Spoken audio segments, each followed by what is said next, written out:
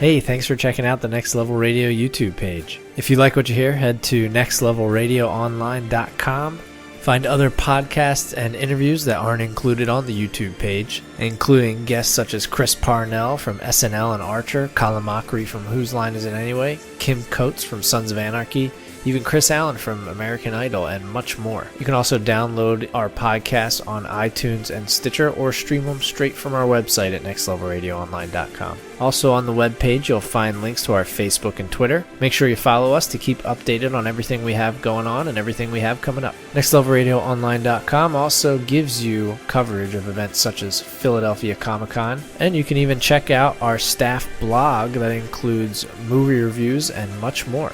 Again, be sure to subscribe to us on iTunes and Stitcher. Follow us on Facebook and Twitter, and head over to nextlevelradioonline.com for much more. Thanks for listening.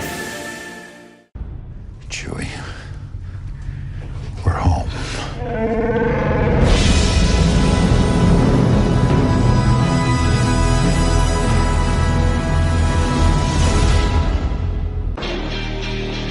Hey there, this is Jimmy Simpson. Hi, this is Claire Coffey. Hey, it's Rick Hoffman from Suits. Hey, this is Lucky Yates. Next Level News. Cards Against Humanity brings the raunch to the web in an unofficial app. The time has come to commence Operation Lady Gaga. The time has come to commence Operation Jerking Off into a Pool of Children's God damn it. The Showcast Weekly Update. Scorsese can now be added to the list of celebrities with animal lookalikes, joining Wilford Brimley, who looks like Surly Cat, and Sarah Jessica Parker, who looks like every horse in America. Hey guys, this is Amber Nurse. Hey, what's up? This is Thomas Decker. Hey, I'm Chris Parnell. Hey everybody, it's Greg Proops, the smartest man in the world, and you're grooving to Next Level Radio. Get it?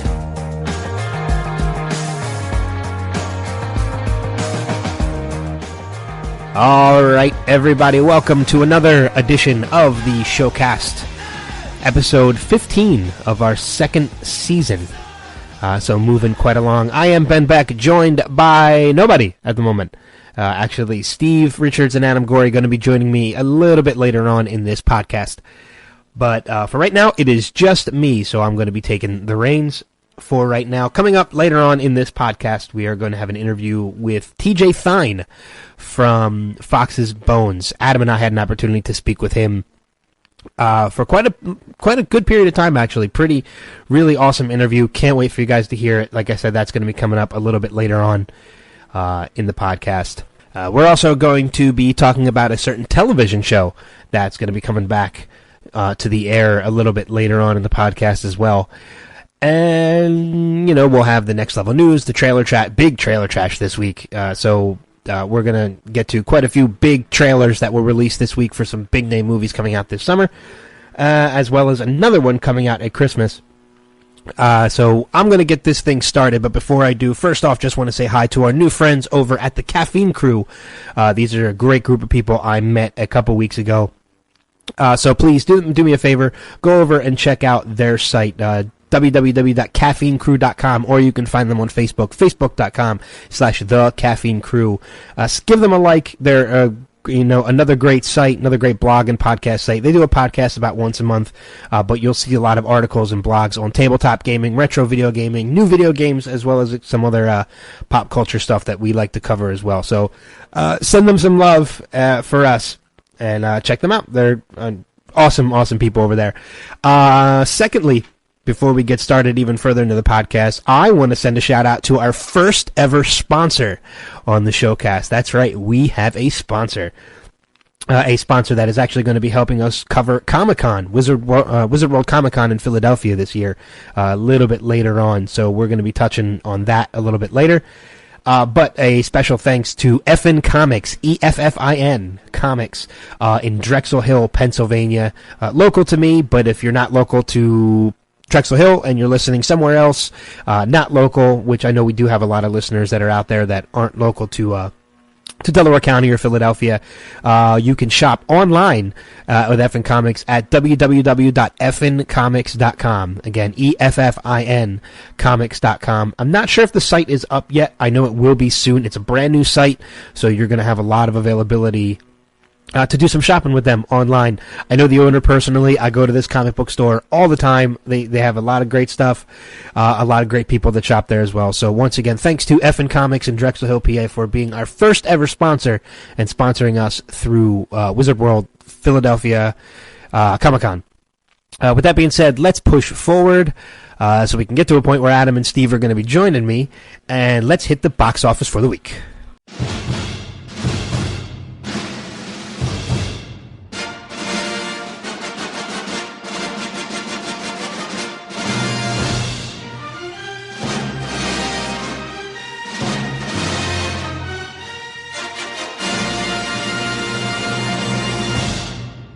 All right, we're going to run through this pretty quick, starting off number 5.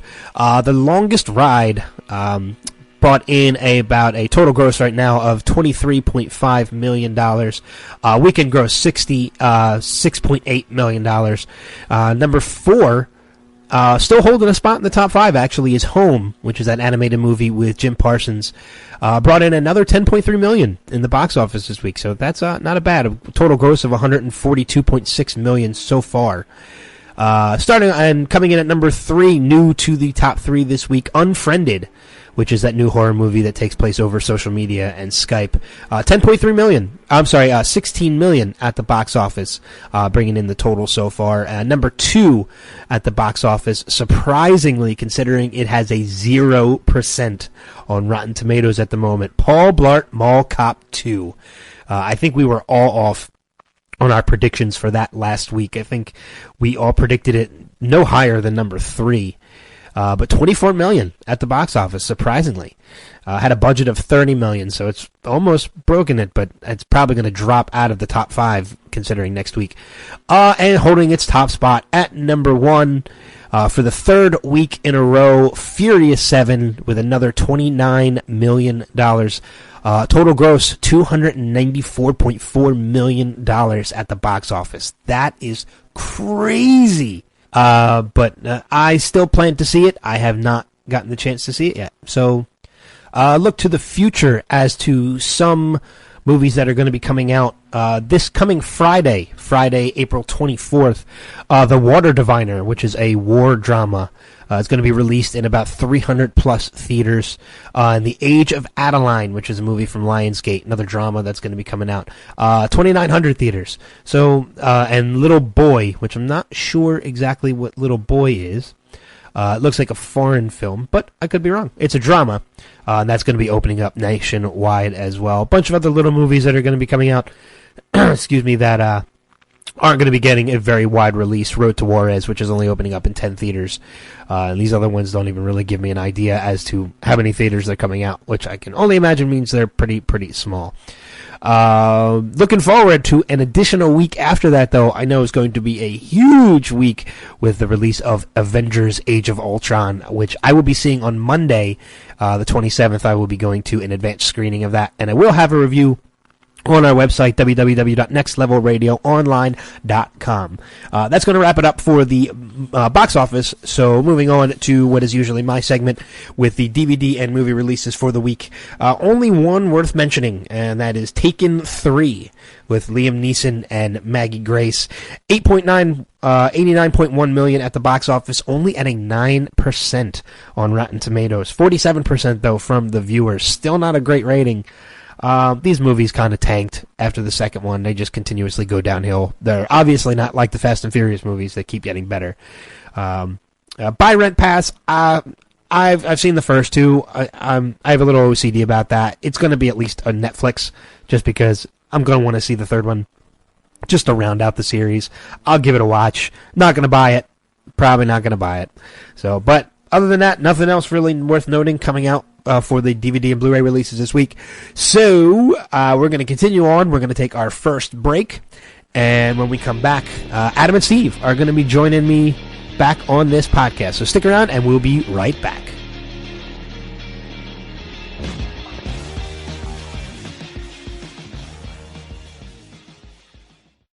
Hi, this is Todd Glass, and why don't you go look me up on YouTube so you're familiar with my work, so this station identification means something to you. You're listening to Next Level Radio. Did you go do the thing that I said?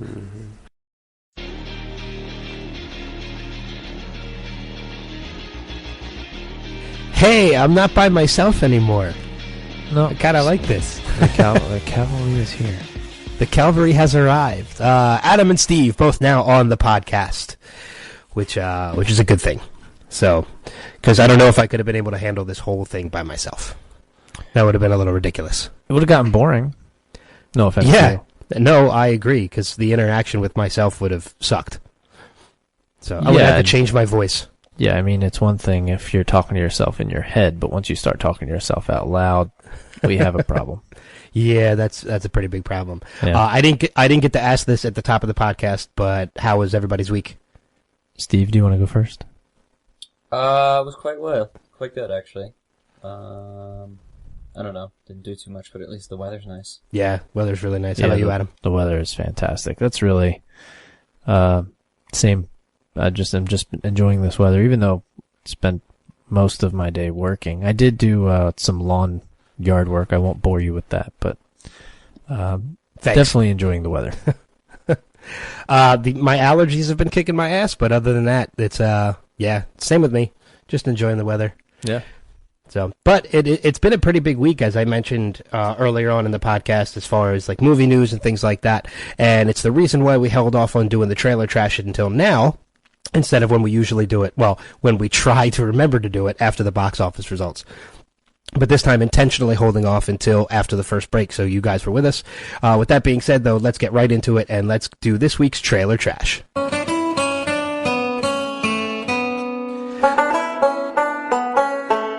Howdy, y'all. It's time for the trailer trash. Steve, some biggies this week, man. Yeah, no kidding. There's a bunch of trailers that actually came out, but we didn't want to make the segment go too long, so we just picked pretty much the biggest four that we saw that came out this week. And that started with Batman vs. Superman, which is the Zack Snyder film that's coming out in 2016. The cast is star-studded. Amy Adams will play Lois Lane. Henry Cavill is Clark Kent, and Ben Affleck is the most hotly contested Batman in the history of Batman. You ain't kidding. Jesse Eisenberg plays Lex Luthor. Jeremy Irons, who you probably know better as Scar from The Lion King, plays Alfred. So he's got a good voice. And Lawrence Fishburne is also in the movie, among other people. So returning as Perry White, I think, right? Yeah, Perry White. Yep. Yeah, same as the Superman. Man of Steel. Yeah. Yep. Yeah, exactly. So, well, you guys saw the trailer. What'd you think heading into the movie? Well, I mean, first off, we could say that this trailer actually released earlier than expected. It wasn't actually supposed to be out until Monday, or when you're listening to this podcast for the first time today. So it was supposed to debut on IMAX screens on Monday, or today rather. And due to the fact that it got leaked via cell phone from overseas, Zack Snyder just decided to release his trailer today. Or Saturday, whatever day it was. Whatever day it is that, you know. He released it the day after it got leaked, essentially. Yeah, the day after it got leaked. It got leaked on Friday, and he released it on... Or no, it got leaked on Thursday. He released it on Friday. Man of Steel left a really bad taste in my mouth. I had a lot of issues with Man of Steel. So... I don't know. I'm not completely sold on this movie just yet. I will say, however, that one of my biggest issues with Man of Steel was that it was too dark for a Superman story. This one, however, being a Batman story intertwined into it, I like the fact that it's darker because you couldn't do Batman lighter. So I'm okay with this one being darker. I think it looks good. I'm still waiting to see more.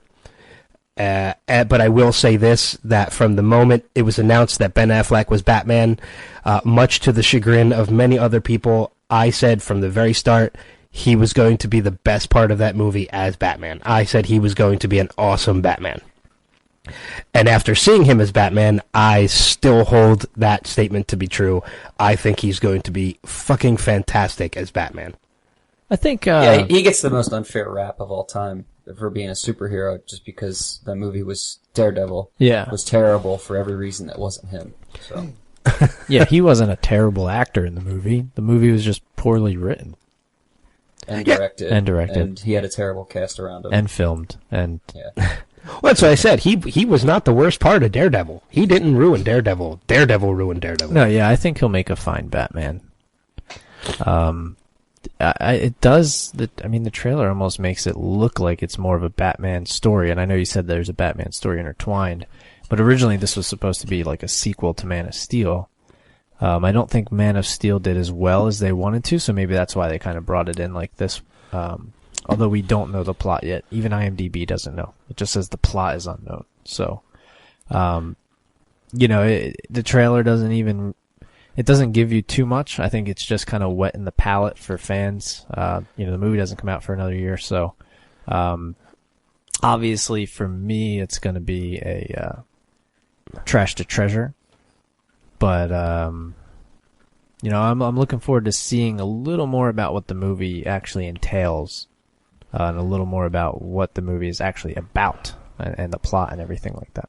Yeah, I'm still giving it a trash to treasure, and same thing with, like, when the trailers for Man of Steel came out, I was the same way. I was very skeptical, being the big Superman fan that I was. I needed to wait until I saw more, and unfortunately when I did see more, I wasn't happy. So I'm kind of hoping that's... I give DC a bad rap when it comes to the movies, and I have more about that in Next Level News, actually. But I'm hopeful. Like, I want this movie to be successful. I'm just not sure yet. So I'm going to wait. Yeah, for me, the trailer's a dumpster fire. I thought the trailer... Like, I'm interested in the movie, and the trailer makes me not want to watch the movie. It doesn't give anything, and it's kind of boring, which should be the opposite of what a trailer is. But... I think they should have just called it a teaser instead of a trailer, because it's not really a trailer. Well, it is a teaser. Yeah, but they have it listed as a trailer, so that was the misnomer, or at least on IMDb it's listed as a trailer. So on YouTube it's actually official teaser trailer, so it's listed as a teaser. Yeah, so I thought the trailer was really poorly done, but I think the movie still has a chance to be good. But like you said, Man of Steel. I thought it wasn't good at all, but the same people aren't coming back to make this one, so it's kind of like a new movie, even though it's supposed to be a sequel. And there's a chance that this gets Spider-Man 3 syndrome, where they just try and bring in, because I know Jason Momoa is coming in as Aquaman. They're introducing Wonder Woman. There's a chance they just try and introduce too many people, so it could end up, falling to that issue. But I don't think we're going to see those people, though, as main characters. I think we're just going to see them as they're going to be introduced. Cameos. Yeah, they're going to be introduced cameos for Justice League. Yeah. At least that's what I hope, because if they do bring them in a larger role, it's going to ruin the movie. Yeah. Yeah. And Ezra Miller as the Flash / Barry Allen. Yeah. So yeah, that'll be more of a wait and see. But one movie that we do know a little bit more about, that came out with a second teaser type of trailer this week is Star Wars, the episode 7. You pretty much know what that's about and who's in it. Mark Hamill and Harrison Ford and Carrie Fisher are all back. I'm seeing here that Warwick Davis is back, so he'll probably... I don't know, he was the Ewoks before, so we might get a little Ewok action. Well, Warwick Davis actually played a couple different roles in the first... Yeah, he plays a bunch of different people. In the trilogy. So he can be a completely different role this time around, too. He's a smaller actor, so he's got that ability, that range to be able to do that. Yeah, that's true. So, what do you guys think about the second teaser here heading into Star Wars, which comes out on Christmas? Or it said the teaser said Christmas. This says December 18th, so maybe it has a different release. Yeah, I think it's just Christmas time. Yeah, I think is what they're going for. Although Christmas is on a Friday, so you never know. Yeah. I'm really excited for this one, and the teaser kind of it gives you a little more of an idea of what's actually gonna happen in the movie. I know in the very beginning when Luke's talking about everybody who has the Force, he says his father has it, which leads me to believe there's a little Darth Vader going on at some point in there, probably like Obi-Wan was in the originals, if I had to guess, but that kind of makes me a little excited to see if... The mask made an appearance as well. The mask did make an appearance, yes. And you can see another... the villain in this one is also masked, which is kind of maybe a little bit of a homage to Darth Vader in those original movies. But no, I'm super excited for this one. I can't wait until this comes out. And just seeing, bringing back all the original characters plus introducing some new ones is really cool. Well, did we see the main villain in the teaser? Because there were so many different characters, and I wasn't sure who was who. Yeah, he's in there. Yeah, they showed a guy with that. It's the guy with the three fancy finagled lightsaber. Yeah. Lightsaber. Well, I thought he was just hooded. I didn't know that was a mask. No, it's a mask. And also, there are some posters to go with the trailer. Okay. That you kind of get a little bit better of a look. But yeah, you can get it. The only reason I knew is because I saw the posters and I knew already it was a mask. So you do see that. But if you didn't know, it's a quick glimpse. So I could see how you could miss it. I should start checking out the links we post on our Facebook page. You should. You posted yeah. the posters, and I didn't look at them. Yeah. But that was mainly because I posted shortly afterwards the actual trailer. The teaser trailer that came out. Yeah, because it came out like 10 minutes after. Oh, also, when he says his sister has it, you see a hand receiving a lightsaber, so I think Leia is going to get some lightsaber action as well. Which would be pretty damn cool. Yeah, so I'm really gonna excited lie. to see. Yeah, I'm excited to see what they do. So, Trash to Treasure, by the way. Yeah, I'll start it with that. It is an absolute trash to treasure. I see this trailer, and I don't even need to see the trailer. I can really just hear the music, and I'm instantly taken back to, not like I'm really that much of more of a big kid already, but like I'm instantly taken back to my childhood and just, I'm grinning ear to ear, and I'm just watching in awe like I'm a child, and I cannot wait for this movie to hit theaters. This is going to be one of those ones that I'm probably going to end up going to see a couple times. I have all the confidence in the world that this will be so much better than Episode 1. How about that Star Destroyer? Crashed on the planet. Yeah, at the very beginning. How cool is that? I think the girl in this is Luke's daughter? Yeah, possibly? That's what it seems like. And that's what I think Mark Hamill is speaking to in the voiceover of the... yeah, it seems like they're building her up to be the main character. Yeah, I built this excitement up for Episode 1 at the same time, but now I have all the confidence in the world that J.J. Abrams is going to do this movie justice, and I have no doubt that I'm going to walk out of the theater at the end of it completely satisfied and absolutely having loved every second of this movie. I cannot wait. Well, that's a pretty good endorsement. This is a trash to treasure for me as well, and it's pretty much everything that's said could be said. It's just going to be a movie that you're going to see pretty much regardless of the trailer, but this is kind of like a warning shot that the trailer is out this week. The next movie that we have in Blockbuster Trailer Week is the new Terminator, Terminator Genesis. After finding himself in a new timeline, Kyle Reese teams up with John Connor's mother, Sarah, and an aging Terminator to try and stop the one thing that the future fears, Judgment Day. Schwarzenegger's the Terminator. Jay Courtney is Kyle Reese. The Dragon Lady from Game of Thrones is Sarah Connor. Also known as Emilia Clarke. Yep. J.K. Simmons makes an appearance as Detective O'Brien. And those are kind of the top build cast, fellas. So, what did you guys think after watching the new Terminator trailer?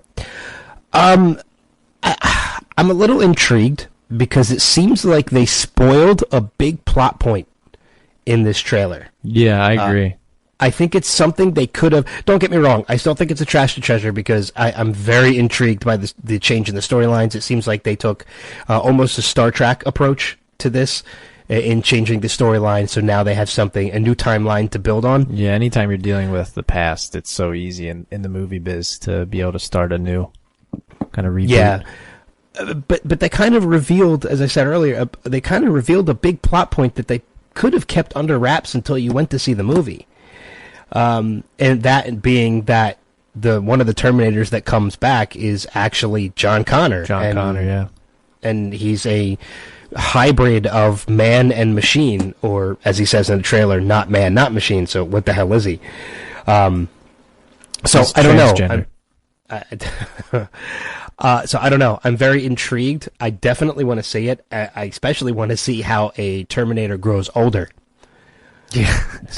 How do you explain that one? Since Arnold at one point faces off against himself as a young Terminator, and then later on he's got gray hair. I also think that they should have not told you that he says, "I'll be back." could have guessed it. Yeah, I you kind know. of had the feeling that was going to happen. I know, but like now I know it happens, and it spoils that for me. Well. What did you give it, Ben? You didn't rate it. Yes, I did. I said trash to treasure. Oh, did you? I'm Yep. going. I don't know. Keep it in the dumpster or whatever. I'm leaning more towards dumpster fire, but keep it in the trash can or whatever that middle one because is. Because of the spoiler. Because of that one line that he said. No. No, I just get out. They have tried to do these movies, and since the second one, I don't think there's been a really entertaining Terminator movie, and I think there's going to be too much going on with this one. I don't think it's going to have I think it's going to be too confusing, and I'm not a fan of. I think they probably should have stopped in general. I do like Emilia Clarke, or as Steve calls her, Dragon Lady. The Dragon Lady. I do like her, especially as Sarah Connor. She kind of is a little bit of a badass in the movie, and you can tell from the trailer. But I'm not too interested in this one. I think it's going to be another rough go for the Terminator series. It's very weird too, because at one point you mentioned Emilia Clarke, who makes a good Sarah Connor. At one point they show her face, and she actually looks like a younger Linda Hamilton. I know. It kind of like spooky almost sometimes. Yeah, once she doesn't have bright blonde whitish hair, like and she she's does in wearing Game of clothes. Thrones, yeah. Well, I don't mind that part in Game of Thrones. I could do without the clothes still. She doesn't do that anymore, right? In Game of Thrones? No, yeah, she agreed. She said she wasn't going to do any more nude scenes in Game of Thrones. I was going to say, because when I was binge watching the first 10 minutes of the show, you see her boobs. I'm like, whoa. I didn't know. I thought because I think I had She's heard naked about in that. the new season premiere, but underneath the sheets. I think I had heard about that before I started watching it, so I was like, oh, I guess I'm still in the part where she agreed to do it. Yep. So, I mean, they still show her having sex, but you don't see anything as part of it. She's under the sheet. So, how about you, Steve? What do you think? Yeah, I think that it could be fun to watch. I don't think I'm going to see it in theaters, but it could be entertaining to watch because it'll probably be all over the TV once it comes out. So it'll take me a while to see it, but I'll see it. That doesn't necessarily make it a dumpster fire, so I can call it a trash to treasure, but not something that I'll see in the theater, I don't think. Gotcha. And to close out, we go back to the comic book world, and with Ant-Man, which comes out July 17th. Quick synopsis for people who don't know what that is. Armed with a super suit, with the astonishing ability to shrink in scale but increase in strength, conman Scott Lang must embrace his inner hero and help his mentor, Dr. Hank Pym, plan and pull off a heist that will save the world. Paul Rudd is Ant-Man. Michael Douglas is Hank Pym. John Slattery, who is Roger Sterling for all the Mad Men fans, comes back as Howard Stark. Haley Atwell comes back as Peggy Carter. What? How's that going to happen? It's probably a flashback with Michael Douglas's character. Oh, yeah, because Hank Pym is actually the original Ant-Man, so that would make sense. Yeah. You're welcome. And then Judy Greer makes an appearance as someone named Maggie. That's actually Paul Rudd's wife. There you go. Paul Rudd's wife is Judy Greer. Yeah, when we talked to Lucky Yates, he mentioned that. NextLevelRadio.com/interviews. And then Evangeline Lilly is Hope Van Dyne. I'm not completely familiar with the Ant-Man series, but she certainly has a comic book name of a. I think is she Hank Pym's daughter? Is that right or no? No. Hank Pym's daughter's still like 6 or 7 years old in this movie. If Evangeline Lilly was playing Hank Pym's daughter, maybe Hank Pym. I'm thinking Scott Lang. Scott Lang's daughter is like 7, 8 years old, so maybe she is Hank Pym's daughter. I thought she was the Wasp or something like that. Well, no, the Wasp is actually the villain. Yeah, that's played by Corey Stoll, who is from House of Cards. Peter Russo, yes. Yeah. Yeah. So what do you guys think? She is Michael Douglas's character's daughter. Yeah, also known as Hope Pym, the daughter of Hank. Hank Hope. All the H names. Yep. This is probably the one I'm most excited for. Now that we got all the names down and everything, this is the one I'm most excited for. And I thought, Corey Stoll is playing Yellow Jacket, by the way, not Wasp. Oh, yeah. There's too many damn bug names. That's the one thing I don't like. There's too many bug names. because Wasp actually becomes his sidekick. Yeah, I think Wasp is a female character. See, Steve, we're not familiar with the Ant-Man series either. Just yeah, you guys are just faking like you're familiar with it. I am familiar with it, and I just got confused. Okay, I'll admit that I'm not familiar with it, but Wasp is actually Janet Van Dyne, who is Hank Pym's wife, now that I'm looking it up. Thank you, Google. So I think Evangeline Lilly probably takes on that role at some point if they're doing multiple ones. Evangeline Lilly, for those of you Lost fans, may not have been a fan of her in Lost. I know a lot of people didn't like her. She played Kate. She made her bones in the Hobbit series as well. Yeah, that's true. She was one of the elves, right? And Real Steel with Hugh Jackman. Hugh Jackman.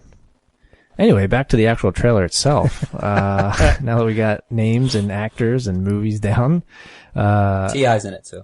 I am very excited for this one. This trailer was kick-ass too. I really liked it.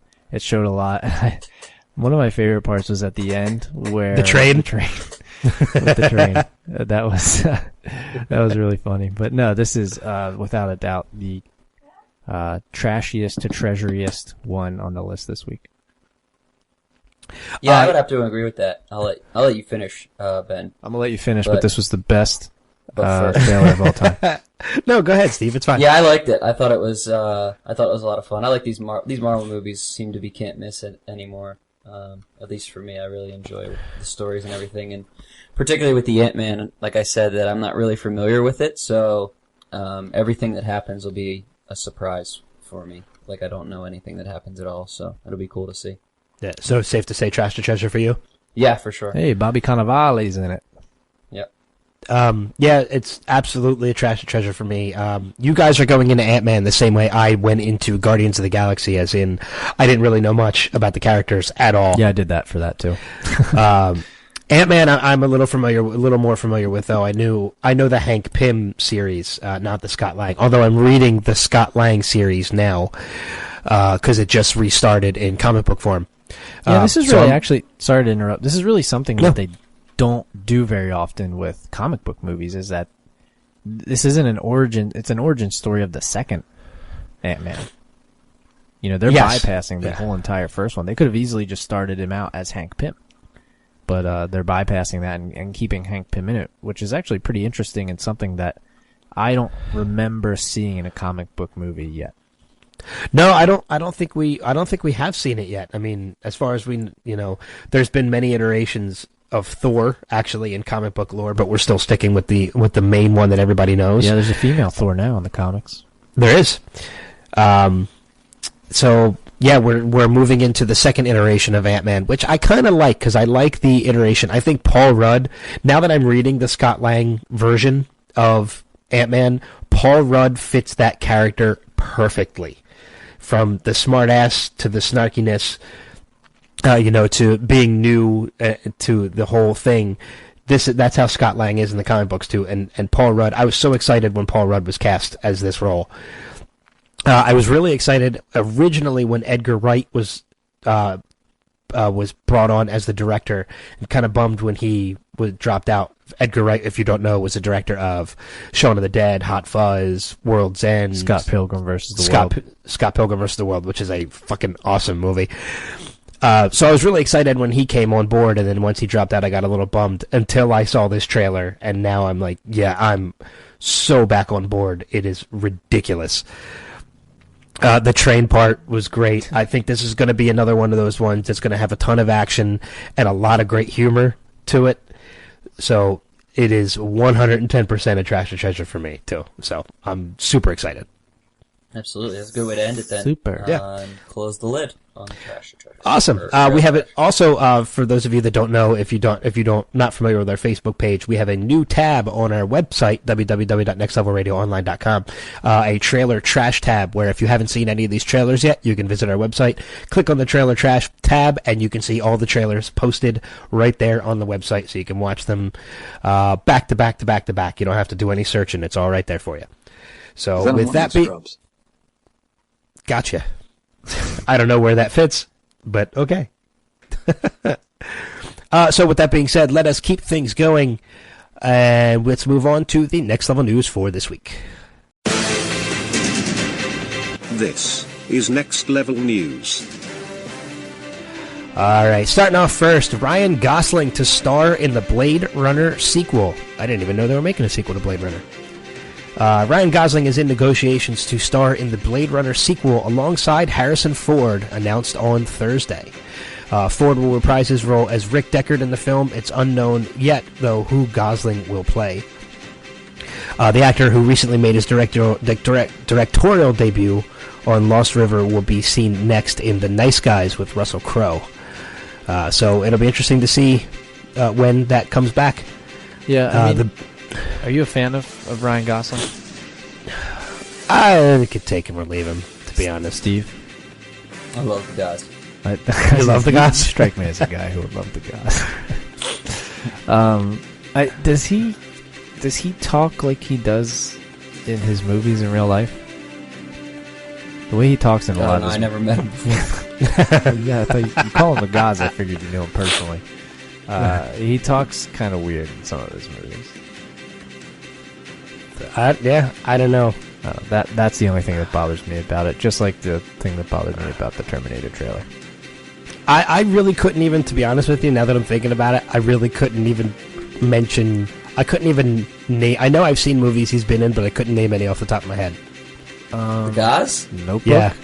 He made his bones on the Notebook. I never saw the Notebook. Drive. But Drive is his movie. I never saw that either. So, I'll have to make a point. I've wanted to, I just haven't had a chance to yet. What's that one with Steve Carell? Crazy Stupid Love. Okay, I did see that one. That was actually a good one. Oh, so you're a liar now. I said I couldn't think of any off the top of my head. Gangster Squad. Ides of March with George Clooney. Yeah, didn't see those either. But anyway, moving on with the next level news. More trouble on the Wonder Woman franchise. This is something I had alluded to a little earlier. Wonder Woman finds a new director. After Michelle McLaren dropped out of the Wonder Woman movie as director, sources tell Variety, which is where the story's from, that Patty Jenkins has been tapped to take over the job. McLaren left the project earlier this week due to creative differences with the studio. Sources say her departure was only a minor speed bump, and production is still set to begin in the fall as originally planned. They've been trying to do a Wonder Woman something for a very long time, and something always falls through with it. Yep, movie, television show, doesn't matter what it is. They always have trouble. It's just, this is a cursed, yeah. It's just a cursed franchise. Yeah. I'd stick to just inserting her in the Justice League and stop trying to give her her own series. Just let it go. Make an invisible movie. Yeah, it's where she parks the invisible jet. Yes. Moving on, Dominic Cooper cast as the lead in AMC's Preacher pilot. Dominic Cooper will be coming on board AMC's drama pilot Preacher in the title role of a preacher man. By the way, that's Steve's boy from... what is he in, Steve? The Wire? Who are we talking about? The guy Dominic Cooper? Howard Stark? No, that's Dominic West. Dominic West is the main character in The Wire. Didn't Dominic Cooper play Howard Stark? Oh, he is Howard Stark, yeah. Yeah. Okay. I thought you said the guy who played Howard Stark was in The Wire. He's not... That's different. He's Howard Stark in... he's the Iron older... Man. It's John Slattery. He's older. He's the older Howard Stark. Okay. Yeah, this guy's young Howard Stark. Yeah. This is the guy that plays young Howard Stark in the Marvel movies. I gotcha. Yeah. Yeah. I thought you were talking about this guy. So I'm glad we cleared that up. Preacher revolves around a preacher, Jesse Custer, a conflicted man in a small town, Texas, who happens to merge with a creature that has escaped from heaven above. It's a preacher creature. And that's actually kind of fitting. And develops the ability to make anyone do anything he asks of them. Together, he, his ex-girlfriend, Tulip, and an Irish vampire named Cassidy embark on a journey to actually find God. Is this a real thing, or is this a leftover April Fool's Day article? No, this is an actual series coming to AMC. God. More comic book news. X-Men Apocalypse has cast its Psylocke, and that being the form of Olivia Munn. I am super excited about this. Olivia Munn has joined the cast of X-Men Apocalypse, signing on as Betsy Braddock, a.k.a. Psylocke. Psylocke made her first appearance in the comic books in 1976, but hasn't had a large presence in the films. The mutant's only movie appearance was in 2006's X-Men Last Stand, where she served as one of the minor villains following Magneto. So Munn joins previously announced newcomer Lana Condor, who's playing Jubilee, as well as returning stars James McAvoy, Michael Fassbender, Nicholas Hoult, and Rose Byrne. Did you see that she may have revealed her costume on I think Instagram or something? I saw the story, but I did not check to see what it looks like. I should have. Yeah, I don't know what Psylocke looks like. It's essentially she's not wearing pants. It's like a unitard. Yep, that would be Psylocke. Okay. Yep. I'm just reading here, too, that Munn is repped by CAA and a Latinus artist. So guess who I'm reaching out to soon? Now that we know where her agency is. Dominic Cooper? No. Olivia Munn. Who's that? And... What? I'm just kidding. You're such a jackass. Keep going. Steve, do you want to do the show by ourselves? Do you realize that this is a big problem? And lastly, in the next level news, Netflix's Daredevil becomes second most pirated show week after launch.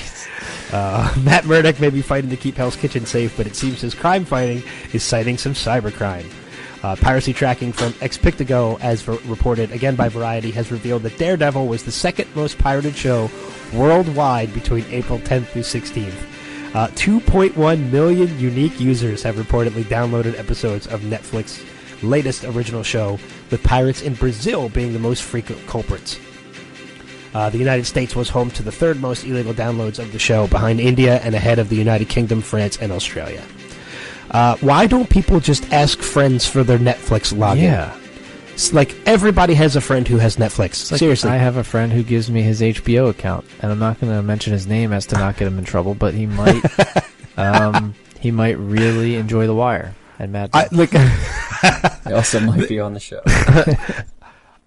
Seriously, I know you're not supposed to do it, but I have friends who use my HBO Go. I have friends who use my Netflix.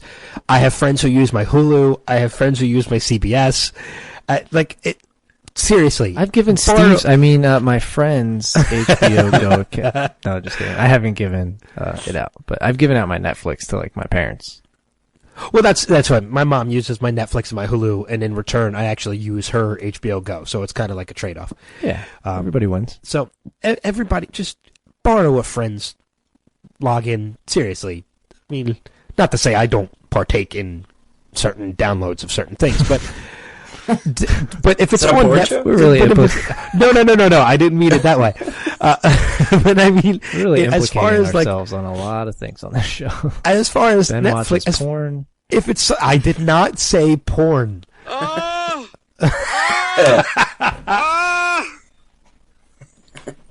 You're such an asshole.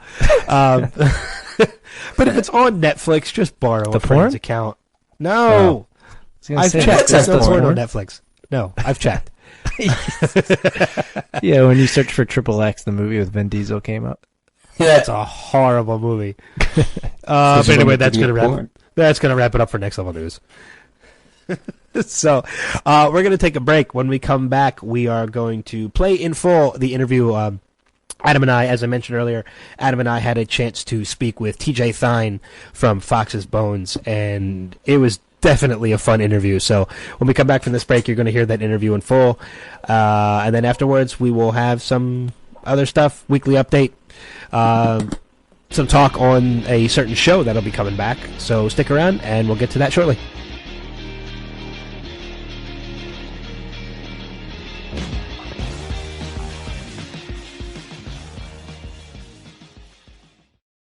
Hey, I'm Chris Parnell from Archer, and you're listening to the Showcast on Next Level Radio. All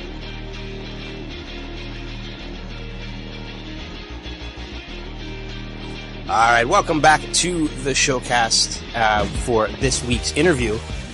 So our guest this week has been in, well, let's kind of be honest, what hasn't he been in, really? Both movies, television, the list goes on and on, from 24, The OC, CSI, to Aaron Brockovich, How the Grinch Stole Christmas. You've definitely seen this guy's face, but now he can be seen every Thursday night on Fox's hit show, Bones. Please welcome to the podcast, Mr. TJ Thyne. TJ, how you doing? Yay, thank you for that intro. That was very nice. I'm very good. Thank you. Thanks for having me, guys. Yeah, no problem. So Adam and I are pretty proud to say that in an indirect way, we kind of have a weird connection to the show Bones, at least through one of the actors. in that David Boreanaz is from Philadelphia, which is where we're from. Well, you're limiting yourself. You're connected to more than just David, because Michaela Conlin's from Allentown. Michael Grant Terry, who plays Wendell, is from out there. Our crew, we've got like a bunch of guys from Philly on the crew. The crew of Bones is basically made up of Philly, Boston, which is where I'm from, and several others, and Canada, where, Samara, Hampton, so there's a bunch of Canadians, everyone from Philly and from Boston, all on the Bones set. So you guys have many more than you realize that are on Bones. Is production? Ben, aren't you from New Jersey?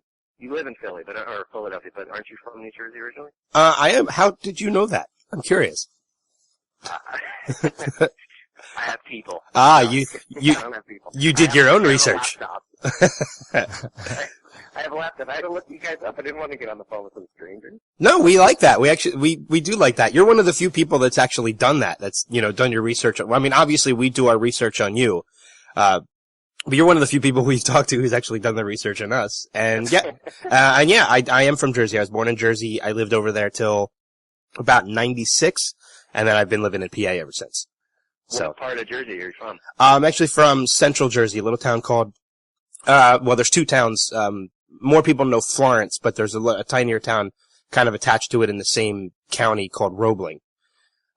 Which Roebling is actually pretty historic to LA. There was an old steel mill, not to bore you with history in my town, but there was an old steel mill in Roebling, and the Roebling steel mill is actually the ones that they're the factory that built the cable for the Golden Gate Bridge. Oh wow, that's so cool. And that's actually really cool. Yeah, and a bunch of bridges in New York too. So I mean, that Roebling's got a tie into the country and most people really don't even know about the town. Is it still open? Is the factory still open? No, the factory closed down probably in I think the late 70s, and was abandoned for a long time. And then I was actually a fireman in Jersey, and there was a huge fire at the steel mill that destroyed most of the remaining buildings. So now most of the area has been, what was left of the factory was, kept there and kind of preserved. And now there's, a actual Roebling and steel mill museum in place of where the other places are that you can go and visit. Okay, I got you. Well, how do you go from being a fireman to finding your way into radio? Long story, but health issues. I'm curious who's doing the interview. Sorry. Sorry, this is my nature, I know. No, we don't mind at all. No, yeah, it's very rare that we get interviewed in return, so I like it. I'm curious, though. Do you know what part of Allentown Michaela's in? Because that's right about where I live right now. I'm smack dab in Allentown. I'm not sure. I don't know the streets and stuff, but her family's still there. We're going to have to try and have her on, too, then. Yeah, she's great. Oh, my God, you guys will love her anyway. Honestly, her and David and again, Michael Grant Terry, they're all, and they talk of Philly very, very often, and they're quite proud of it, too. So you guys have a big contingency over in the Bones world. Yeah, that's awesome. But moving on a little bit more to switching the interview back towards you in your direction. As I had said in the intro, you have a very long career and a lot of points to it. You pretty much have a career, and it's nothing, disrespectful or anything like that, but you pretty much have had a small career of a large career of small roles leading up to Bones. And now you pretty much went from a long career of one-offs to a long stint in the same character. Yeah. So, I mean, was that an easy transition to make, going from just one-off to one-off to one-off to now a show that's lasted 10 seasons? Yeah, it's kind of trippy.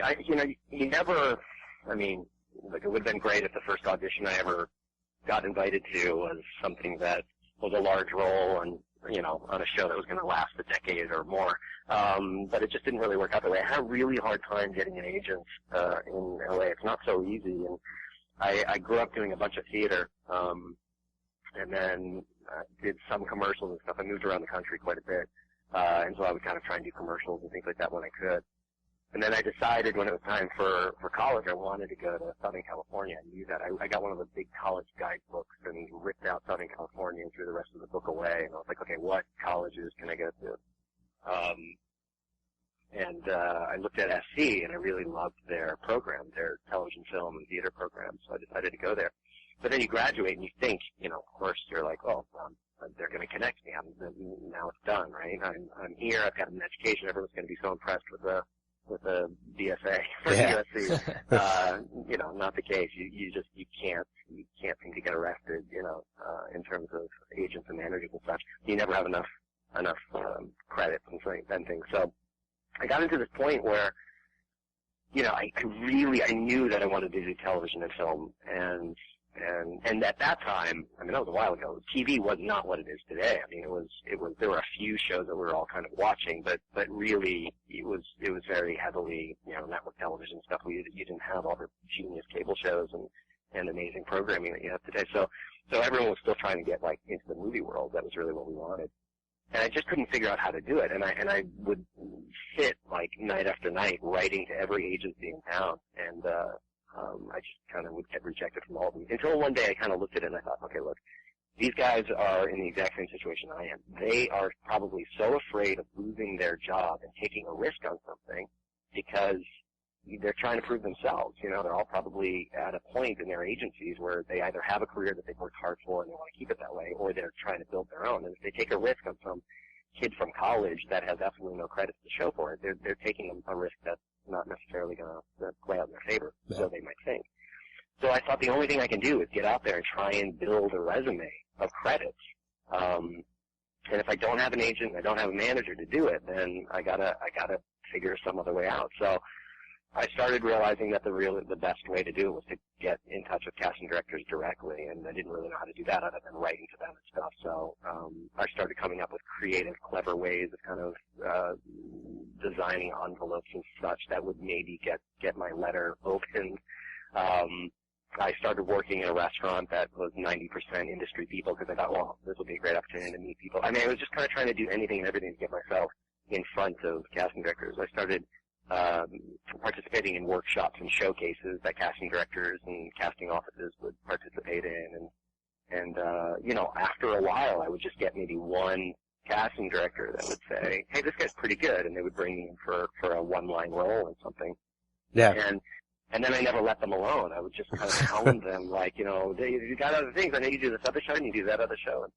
And so they would bring me back, and then I'd be able to get another thing and another thing. And then if you got lucky, if it was a Warner Brothers, at Warner Brothers you would go in and audition for Friends, and right next door was the casting director for ER, and right next door to that was the casting director for another hit show at the time. So I just kind of walked this hallway in Building 140 at the Warner Brothers lot and would just drop off my resume and headshot when I would go for one audition.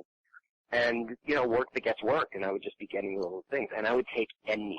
I was just kind of as long as it wasn't, really raunchy or gross or weird, I would take it. And so, one line here, one line there, and I just felt like, the whole purpose behind it was just pad my resume with credits so that eventually some agency will say, yeah, we'll take him, which is kind of what happened. I finally wedged myself into an agency that has since gone away. It was a tiny little agency, but I kind of wedged myself. Even they didn't want to take me, but I kind of convinced them to take me on. And then I realized shortly after that didn't really necessarily solve the issue. You think now, okay, cool, there's this great title at the top of my resume. There's an agency's name. So now I'm good, right? I just have to sit back and answer the phone, right?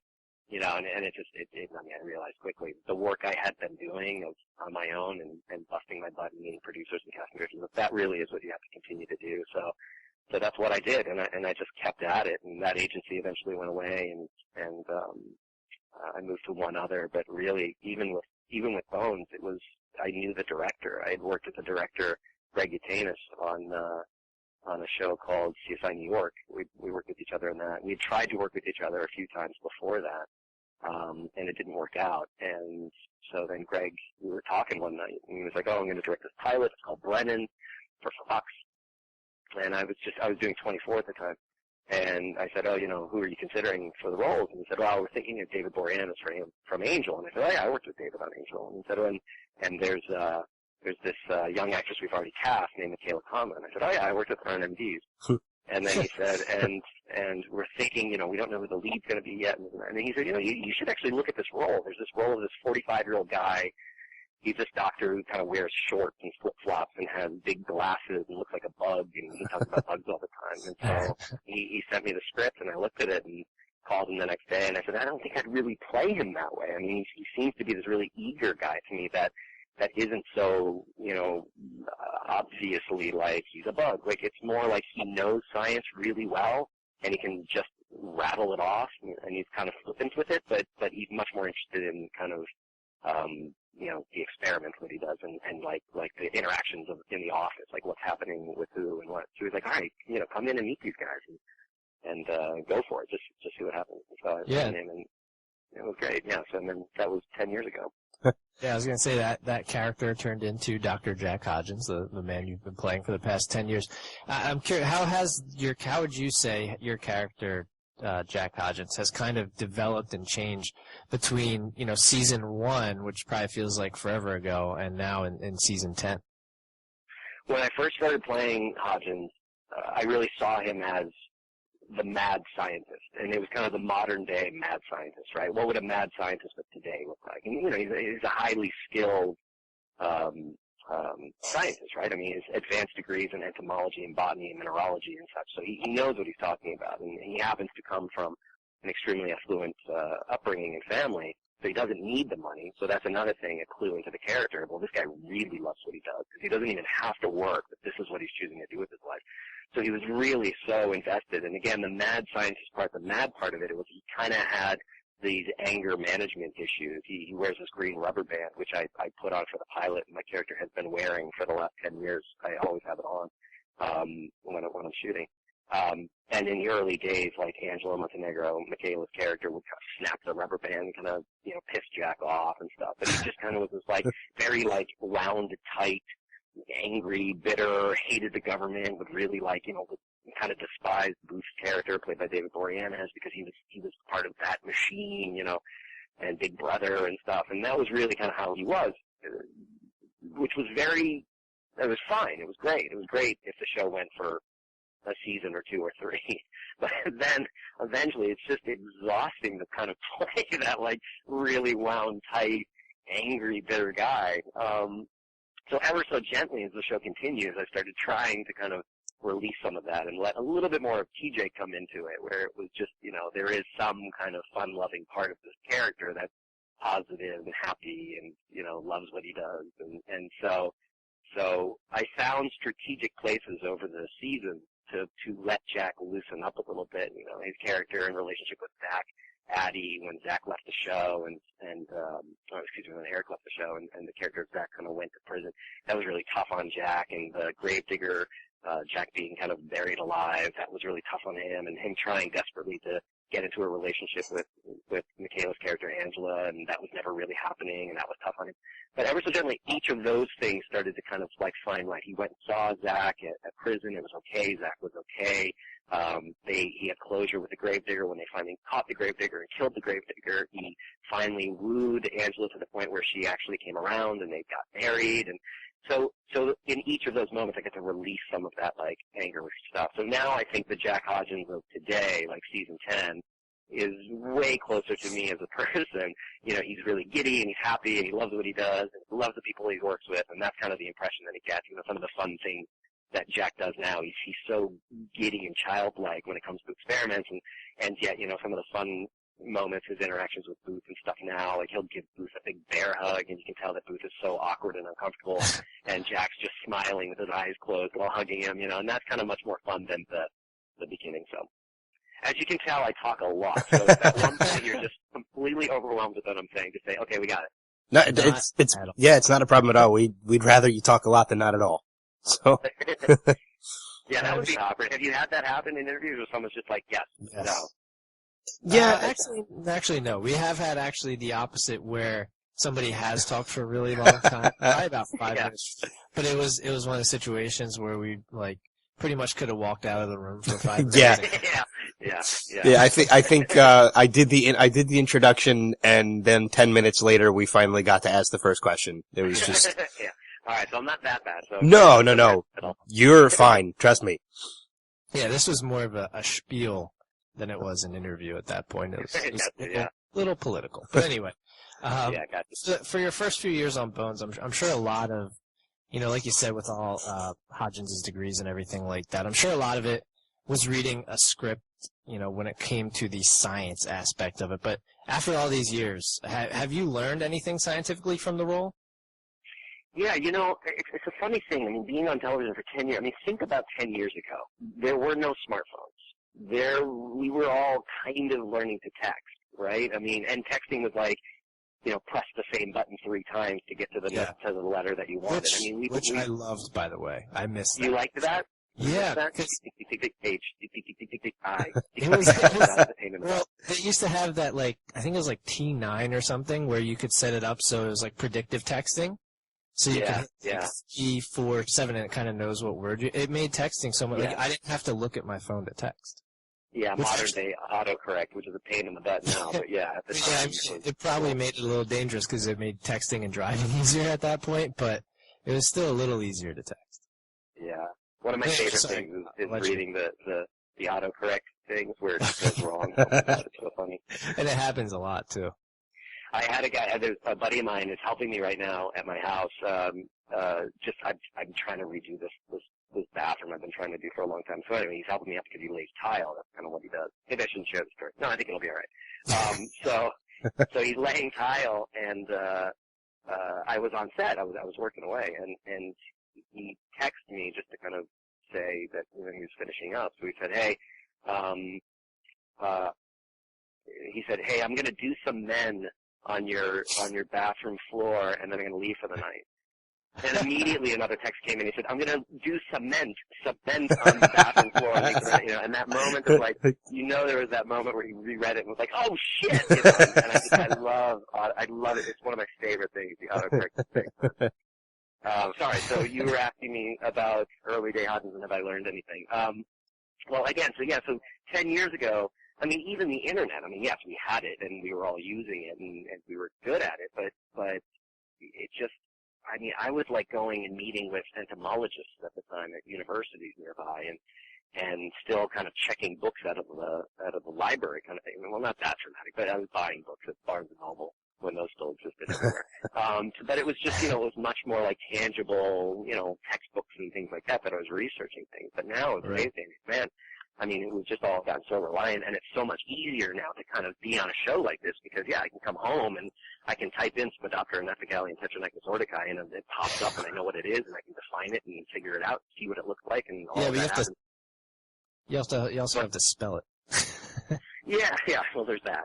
But I think it's hard not to pick things up as you go along. I mean, Emily is probably the most educated out of all of us with this because she really retains the stuff. At some point, I think my brain kind of taps out and is like, there's only so many Latin words you can learn and retain when it comes to defining bugs and chemicals and, but Emily, she's got it out. I mean, because ultimately, being an anthropologist, I mean, her character is really just dealing with the same bones over and over and over again. So for case after case after case, you're talking about the same, the same body parts. So she's really retained it, and she's amazing. And you could literally point to any bone in the body, and Emily knows it and can tell you lots about it. Whereas for me, it's kind of like, unless it's a bug that I've really had to kind of come back to several times or a chemical, then I haven't retained it too much. It's funny in life, like friends will send me images and be like, "Hey, this crazy insect just came into my house. What is it?" And I'm like, "Are you kidding me? I don't know.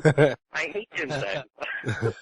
I guess in some ways it could almost be like a thrown to the wolves college education.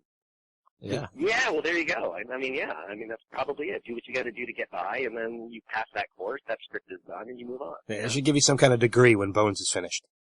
Yeah, really. Bones is wrapped up. The good thing is that I know that there have been, over the years, over the seasons, there's been a lot of the medical field and specifically the field of anthropology and entomology and such that have kind of reached out to us at times and stuff. And it's nice to know that they, for the most part, we're pretty good on this show. They're pretty impressed with how close we keep it. I mean, clearly there are times when we take liberties and we have to just, it's about entertainment. But no, they're actually pretty good. And we're pretty hard even on each other. I mean, simple things. The simplest of things is you couldn't touch that if you weren't wearing gloves. No, don't put your hands there. And I mean, we're really, it's pretty funny to see us on set, how we're on each other. Of like, that wouldn't be there. You can't do that. Not in an annoying way, but kind of just more we're just all really clear on the need to keep things sanitized and sanitary and such stuff. Yeah. Yeah, I mean, and we keep going back to the fact that it's been on for 10 years because, I mean, these days it's really hard to keep a show on for that long. And Bones has kind of become like the NCIS or CSI of Fox. And I know they did do the one spin-off, was it the Finder, I think is what the Finder. Are you a little surprised that there haven't been a few more attempts at a Bones spin-off? Because CSI and NCIS obviously have, umpteen amount of spin-offs. Yeah, I mean those shows are. I actually did a few of those shows. Those are a few of the shows on my the resume you were talking about before. And they're such franchises. I mean, they really are, and they do so well, and they are so good at what they do. So it makes sense they can spin things off. I should say this. I love the Finder. I got to actually. My character Jack Hodgins got to actually cross over and do an episode of the Finder with Jeff Stoltz and Hart Hansen. So that was really fun for me. I actually think that one episode of The Finder says a lot more about Hodgins than we've learned in several seasons of Bones. So it was really fun. I was a big fan of the show trying to go. But having said that, the truth of the matter is that spinoff was kind of they kind of call it a backdoor spinoff where it's not really a spinoff. They basically, 20th and Fox love working with Hart, and Hart loves working with them, and so every season he, comes out with another pilot. I mean, it's just part of his contract, I think, with the studios and the network. So he comes up with a new pilot, and when The Finder came out, he had adapted yet another book, which is what The Finder was. And I think what it was is Fox felt like, hey, Bones is very successful. Is there a way we can link this new show we're talking about? So they brought Jeff's character in one episode just to kind of be like, look at this new character. And then they were like, and now we're going to spin it off. So it's not really a traditional spin-off. A real spin-off, I think, would be something like, if this show ever did end on its own or we wanted to kind of spin something off. But imagine even my character, Hodgins. If Hodgins kind of, maybe the show ends, but Hodgins isn't done yet. And he wants to feel like he wants to keep the science going. He's got his money again, and he feels like he can hire the interns themselves, and you create a show called Squints, and it's all about, Hodgins and the Squint team, and maybe they don't work for the government anymore, and maybe now it's a private agency, and Hodgins can focus more on his conspiracy theories and go into deeper things like that. And that something like that would, in my mind, be like a genuine spinoff. I think you got something going here. Yeah, I know, I'm ready, man. I'm ready for the end. When it comes, like I'm ready to keep going. Like a mix between X-Files and Bones. Yeah, that's right. I mean, think about it. I mean, they're bringing the X-Files back. Clearly, there's a big push for the X-Files. Like David Duchovny had come in and directed an episode of Bones. We're actually shooting on the old X-Files stage 6, where the lab is the old X-Files stage. Oh, cool. When they were in LA. And, but yeah, I feel like that, there are stories there. So but that would be a spin-off. Or if you took, again, one of the interns. So The Finder, I don't know that it was a real, genuine spin-off. But, they attempted it and found it. I think what's nice about Bones over at Fox is that it has been kind of standing its ground all this time, right? I mean, It's a show they can rely on. Like, it's not a hit show. I mean, I know they say it's a hit show, and that's very kind, and it's nice to hear, the word HIT put. But the reality of the situation is I think that it's more of it's a strong show that has a certain fan base whom we love that has stuck with us and been dedicated to our show ever since. It's really why Bones is still on the air. Also, it does extremely well internationally. It's a really good show overseas. And because the network of Fox, in the last decade, it's really, I mean, this is no surprise, but it's struggled so much in the last 10 years to find new programming. I mean, man, we've been through, even since Bones has been on the air, we've been through, I think 3, maybe 4 network heads. So we've seen the changing of the guard that many times while our show's been on the air. And several of those guards, by the way, came in saying, okay, one of the first things I'm going to do is I'm going to kill Bones. Like, that's gone. That was the last person show. That's going to go. But let me quickly put some of my ideas out there and create some new shows, and then I'll replace Bones. And, it never got replaced. Nothing ever got as good of ratings as Bones did when it came to the 1-hour shows on Fox. It wasn't until Empire that Fox had a runaway 1-hour show. You know, there were moments, the Prison Break, first episode of Prison Break, it was like, oh my God, here's their new hit show. And, you know, and then after a season or two, it was suddenly like, you know, there's only so much you can do with that. And there were big shows that they were planning on. Terra Nova, I remember everyone was like, oh my God, Terra Nova's going to be huge. They're spending so much money on it. It's going to be amazing. You know, things just kind of came and went. So a show like Terra Nova where they sunk a ton of money into it and, you know, everyone expected and thought at the time, of course, you know, they wouldn't spend the money on it if they didn't think so, that it was going to be a runaway hit.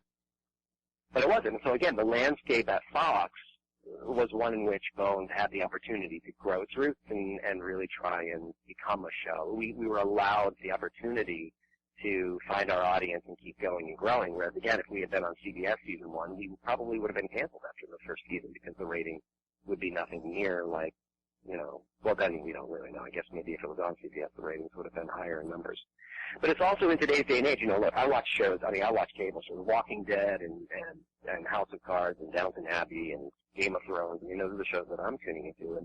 But we all know that even though those shows don't have enormous ratings, I mean, they do on cable, but compared to network shows, they don't compare. But it's funny how we've reached to this place where even though the overnights are still being used as kind of the how's the show doing, it's not necessarily a truthful tell anymore of who's watching what, right? I mean, your DVR numbers are much more telling. Your plus 5 days and that.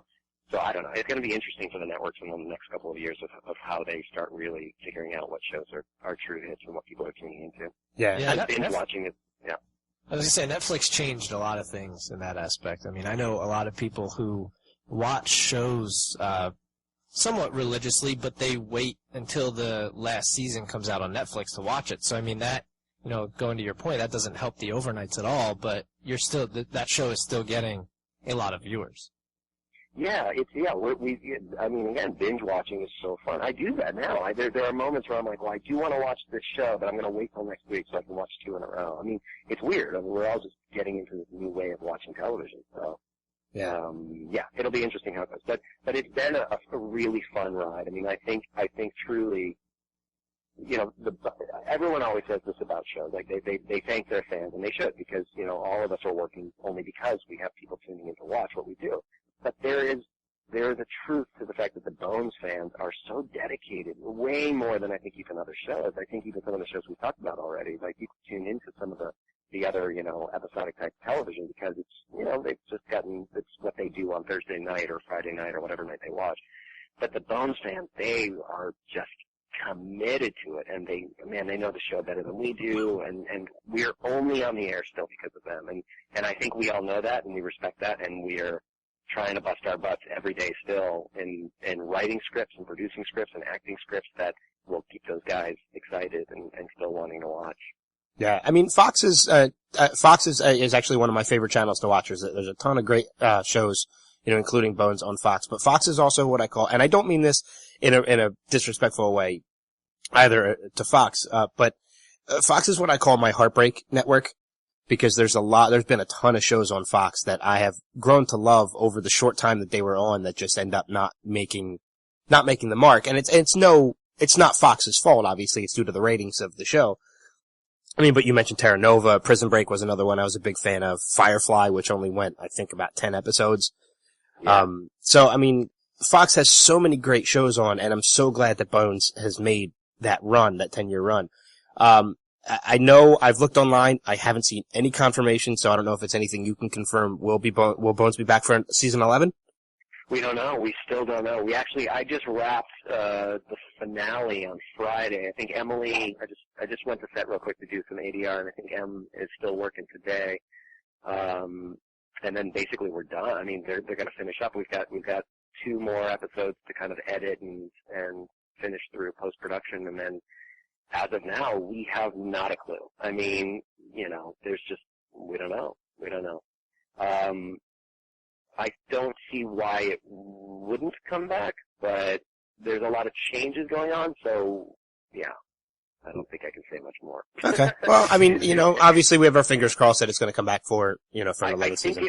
I think it will, and I can tell you that everyone wants it to, including all of us. Like, I think the entire cast and the writing staff, and I think we're all really wanting it to, and I think honestly even the network and the studio are really wanting it to. I think everyone's rooting for it to come back. It's just there are so many things that, as you know, that networks and studios and people deal with. Yeah. It doesn't have anything to do with whether something wants to come back or not. But yeah, I think we're pretty close to being able to hear. But even the finale, I mean, it was one of those moments where we really didn't know. Stephen Nathan, as he was writing the finale, had no clue if he was writing a season finale or a series finale. And again, because we've had such dedicated fans for a decade, it would be sad if the show didn't end with a nice bang for them, right? Yeah. And so we didn't know what to do, and there was talks leading up to it. Because we all originally thought, well, we're going to know before the finale. Before we get to the finale, we're going to know. Well, it didn't happen. And then we suddenly started thinking, well, are we going to do two endings? We talked about that, like maybe we'd shoot two separate endings. And then we talked about, no, forget it. We're just going to end the series. Let's just end the series. And then if it does come back, we can always kind of like pick back up where we were type thing. And, there was just back and forth. And then finally Stephen wrote an amazing finale that kind of, I think, does a really nice job of, if it has to be the series finale, which here's hoping it isn't, but if it has to be, it would work as one. And so many shows go through that. I mean, I think even Breaking Bad went through that, and, some really amazing shows have gone through that whole, I don't know if this is coming back, so I better end it in a way where if it had to be the final one, it could be. So that's kind of the boat we're in right now. Yeah, I mean, it's weird too. Yeah, go ahead, sir. No, I was just going to say, I mean, a show like Bones that's given Fox a great 10-year run, I would think that the network would at least be a little bit more understanding about it. And if the ratings were down or anything, which thankfully they're not, and they were getting ready to end the show, maybe they would just throw a bone your way and be like, you guys have given us a great 10 years. This is going to be your final season. We want to give you this opportunity to wrap this up. I think we all expected what you said to be the way that it would be, how it would go down. But I also think that, Dana and Gary, who run the network now, who I'm an unbelievable fan of both of them, and they have been the studio for the entire length of Bones. So Bones really is their show. They oversaw Bones from day one, so it's their production. So that's nice because they're clearly fans of the show because it's their personal production. But they are in a completely different position than they were in just as studio. So I'm sure, again, there are so many things that cross their desk that they have to deal with and think about that we have no clue. To us, it's as simple as, hey, come on, it's a fun show, and we've been on a long time, let's do the fans. But I'm sure it just breaks down the thing that we wouldn't even think about that they have to make decisions on. So that's what I think really will boil down, because I actually do feel very confident that both Dana and Gary would absolutely pick the show up in a second if it was just about, are they fans of the show and are they fans of the show, or right. Or if it was going to end, I think they would be so kind and say, hey guys, I think it was the final thing, so let's go out with a bang. But I don't think they've let us know because honestly, I think they are fans and they're really hoping themselves that it gets to go again. So I think once they figure out a few more things, then I think they can give the green light. And I don't know, I'm feeling very confident that they will. It's a little known fact they actually listen to our podcast all the time. So you made a strong push, and I'm feeling confident as well. Good. See, we're good. I want to go back to your resume for a couple minutes again. All the different things that I had mentioned that were on there before. You, like I said, you had a long career of work and a lot of different one-offs on a lot of different great shows that I've seen. I've watched every episode of, so I know I've seen you before, even before Bones. You mentioned Angel. I was a big fan of Buffy and Angel, so that's actually where I know David from. And the CSI shows I've seen. It's been on for 15 years, but I've seen every episode of CSI. As a big fan of CSI New York and Gary Sinise. So you've obviously worked with a ton of great, and big name actors, Gary Sinise, Kiefer. Out of all those people that you've worked with, does it surprise you that you've gotten the opportunity to work with such big name actors like that? Yeah. Oh my gosh. Yeah. I did. I was on a film with where I was getting to watch Al Pacino work, and another film where I was getting to watch Robert De Niro work, and another film with Albert Finney, and it blows my mind, and I'm such a big fan, like you. I watch everything, and I'm in this industry because I'm so giddy about entertainment and movies and television. So to suddenly be sitting across the table from Julia Roberts, or be, acting in scenes with Jim Carrey or Jack Nicholson or whomever it is, Kiefer Sutherland. I really have to kind of keep the fan guy in me quiet so that the actor in me can kind of do his job. Otherwise, I'd just be like, oh my god.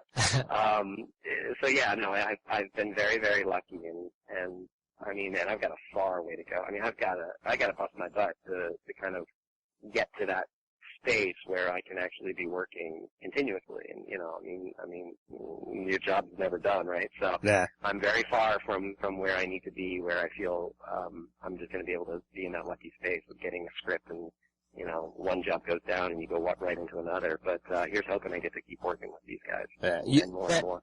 Ben, how did you not mention Chuck Norris and all that? Chuck Norris was awesome. Yeah, that was fun. I grew up. I grew up. I told you in Boston, and that's my hometown. But I moved around a lot. I lived in a lot of different parts of the U.S. and I was in Texas for quite a bit of that. So when Walker Texas Ranger came around, they flew me. I auditioned for it in L.A. and I got the role, and they flew me back to Dallas, where I grew up, and it was so cool. I mean, it was so neat to be back there shooting Walker Texas Ranger. When you're in Texas growing up as a kid, that's what you watch, and like to be kind of like the Hollywood guy coming into town, and you know what I mean, and seeing my old friend. I mean, that was so cool. I mean, that just felt so neat. I did that with Michael Ironside, and because Michael Ironside, who is so funny. Oh my God, that guy's so funny. If you can get him on the show. But he had to work. I forget what the situation was, but he had to do another project, so we had to shoot the 3 episodes in just 1 week. So we just kind of went back to back on that production. So I got to stay out there for like 3 weeks, but I only worked for like 5 days of that, and it was really neat. I got to see a bunch of friends. That was cool. Yeah, 2 of the credits on your resume, I'm actually kind of jealous of, because they're 2 of my, still to this day, 2 of my all-time favorite sitcoms. It's one of your first roles. You did the role on Home Improvement as Todd. Yeah. And the second one, because I'm a huge Tim Allen fan, that's probably my number 1 favorite sitcom still to this day of all time. But my second favorite sitcom of all time, I actually, when I read this on your resume, I had to go back and rewatch the episode just because I wanted to see it myself. You played a young doctor on Friends. Yes, yeah, in the 100th episode. It was their 100th episode. Yeah, the episode where Phoebe had the triplets. Triplets. Yep, that's right, yeah. So I can't imagine what working with that cast was like. That was amazing. Oh, I remember that episode. Yeah.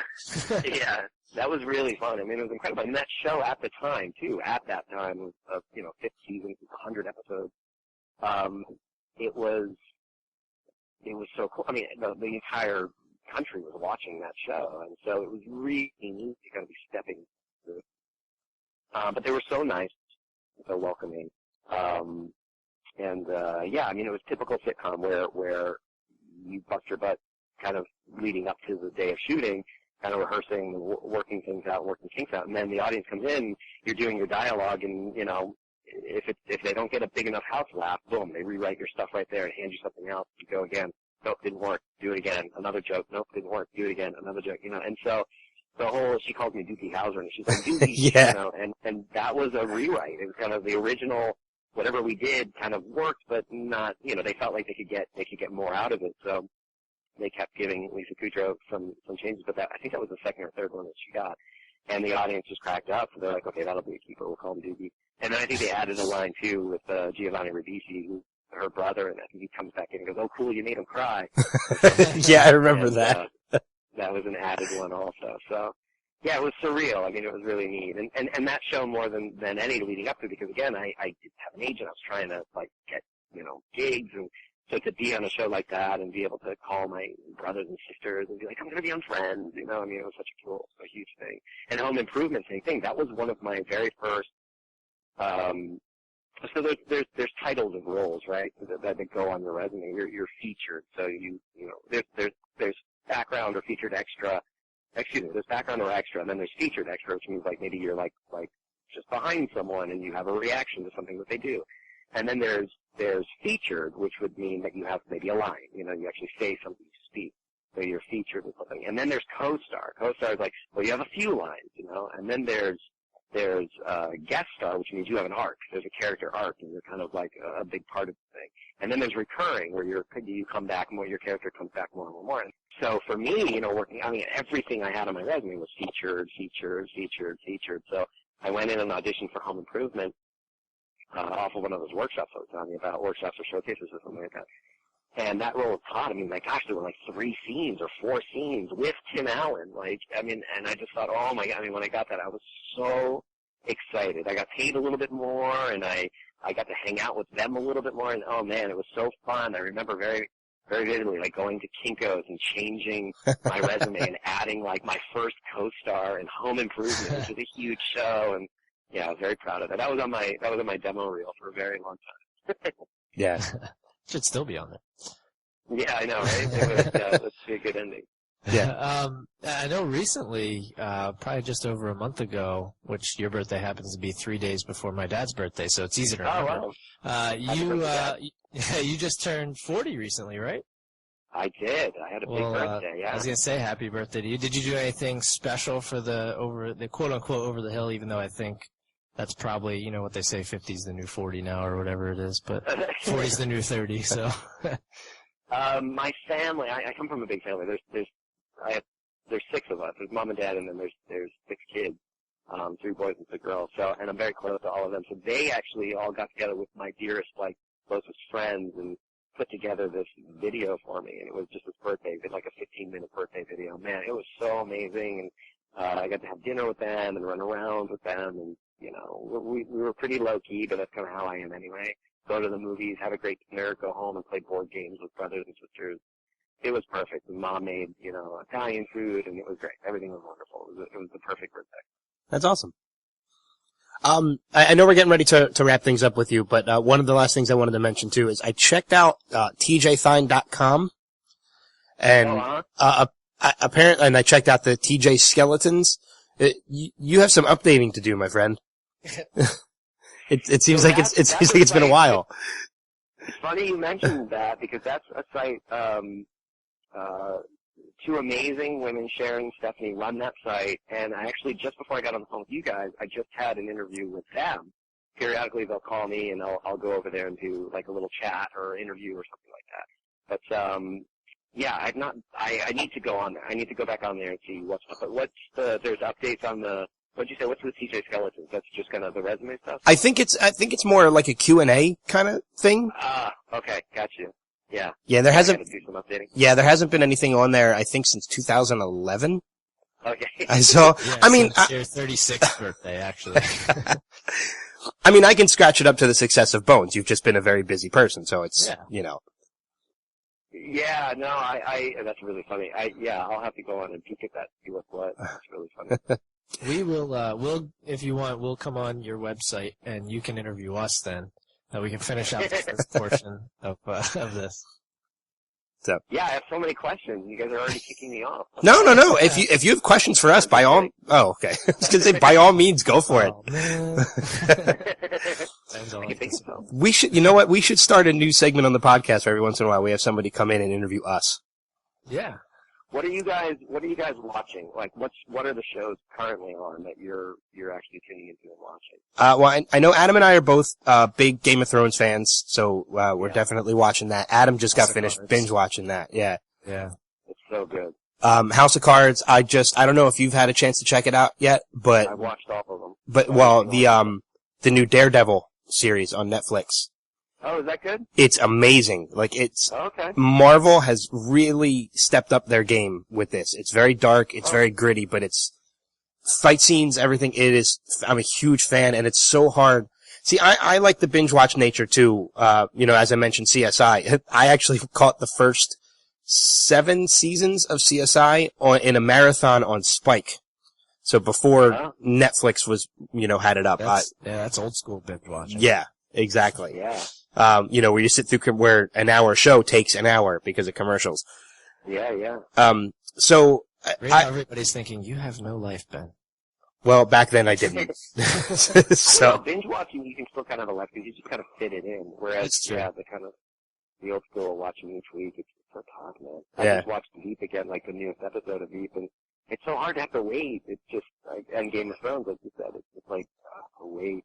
Well, I kind of try and have a little bit of self-control when it comes to House of Cards and Daredevil, mainly because the quicker I finish the season, the longer I have to wait for the next one.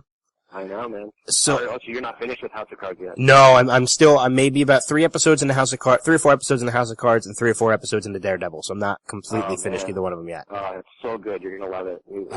I think I'm 10. I think I just watched 10 today or yesterday. So I'm getting there. I hear the cliffhanger at the end of the season is pretty crazy. The whole so good. The acting and the writing, man. That's a great show. So did you say earlier too that you're a Walking Dead fan? A huge Walking Dead fan, and I binge watched that leading up to it too. I was kind of one of those people that, like, early on, I was like, yeah, like, everyone was like, TJ, you're gonna love it, and I was like, yeah, zombies, I don't know, you know, and I was kind of caught in that whole, like, yeah. And then finally, you know, a buddy of mine was like, come on, you more than anyone knows that all television, great writing is about human nature. It's not about the subject matter it's surrounded by. And I thought, well, that's a good point. So I sat down and watched an episode. Oh my God, I ate it for breakfast. And I mean, I think I had to like haul butt to set a few times because I'm never late. I'm always on time for set or early. But there are a few times while watching Walking Dead, I came pretty close because I was just like, I gotta finish. Yeah, man, I'm just, that's a great show. God, I feel so good on that. Yeah, I've been a day one watcher of Walking Dead since the very beginning. I know this is probably a stupid question now after hearing how big of a fan you are, but if after Bones or in between Bones you were ever offered a role on Walking Dead, safe to say you take it in a heartbeat? In a heartbeat, in any of those shows we mentioned, but I don't think I'm actually really allowed to. I mean, I think contractually it's fine, you know, it's in the fine writing, but I kind of think there's, I'm sure I could ask and I could get permission, and because Walking Dead and Game of Thrones and actually even House of Cards are so different from Bones, it might be, they would probably say, yeah, sure, go ahead, but, like a non-compete clause or something. Yeah, they don't want to, it's, you know, we gotta be careful about, you know, I mean, if it's on a Fox show, if Emily goes and does her sister show, or her sister comes to our show, if I went to go do Finder, it's a little bit more fun because you can kind of cross over, but if I went out and did another, you know, if I did something that is very Bones-esque, it would, you know, they'd be a little bit like, they would be very frowned at. Yeah, Zoe on Bones would be an interesting crossover. She came on. She actually came on. She came on as Brennan's cousin? Her cousin, yeah. I missed that. It was fun. It was really fun. It was actually a fun one. That was a couple seasons ago, but yeah. So, well, I know we would love to talk to you all night, so definitely, we're going to definitely try and get you on again, especially if Bones is picked up for a season 11. Which, you know, definitely fingers crossed for that, because TJ, this has been so much fun. Like, honestly, we could talk to you all night. Yeah, you guys were great. I really appreciate you having me on. And honestly, you should seriously reach out to David and Michaela and Michael. Those guys would love to be on, and you can talk Philly all day long. Yeah, absolutely. I'd love to do that. We almost met David last year, but his schedule was very, very tight, so we didn't find a way to slip into there. He comes into town for Comic-Con, which we had last year, so yeah, we almost crossed paths, but I'm sure his schedule is very tight in the brief amount of time that he's in town. Yeah, they move him around quite a bit. He is quite busy, but you know, he's a good guy, and I bet if you get a minute with him, he'd love to come on and have a chat. Oh yeah, we'd love to have him on. Anybody from the rest of the cast. So talk us up. Give us a good recommendation. It's a great cast too. I have to say, after 10 years of being with these guys, I mean, we're all still really good friends. We hang out outside the set, so it's a good group. We're, you know, we all got very lucky. We feel that way. When Bones does have that final season, we'll have to do like a Bones special or something and have a few of you guys on the same podcast. Well, here's hoping that that's not for years and years to come. But yeah, I like yeah, I mean, this will be, you know, smartphones will be extinct. It'll be something different. Yeah, we'll be on to the next. All right, guys, well, thanks so much for having me. I do appreciate it. It was lots of fun. Yeah, no problem. We want to send everybody to your way. Your Twitter account is at TJ Thyne. So we want to recommend people follow you on there. Follow Bones at Bones on Fox. And of course, be sure to check out Bones every Thursday, 8/7 Central. TJ, thanks again for joining us. This was great. Thank you guys. I appreciate it. All right, everybody, stick around. We will be right back with the Showcast in just a few.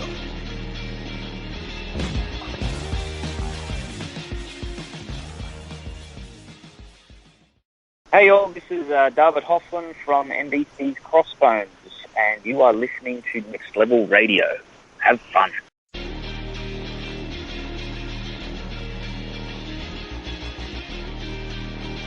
Oh Lord Jesus, it's a fire!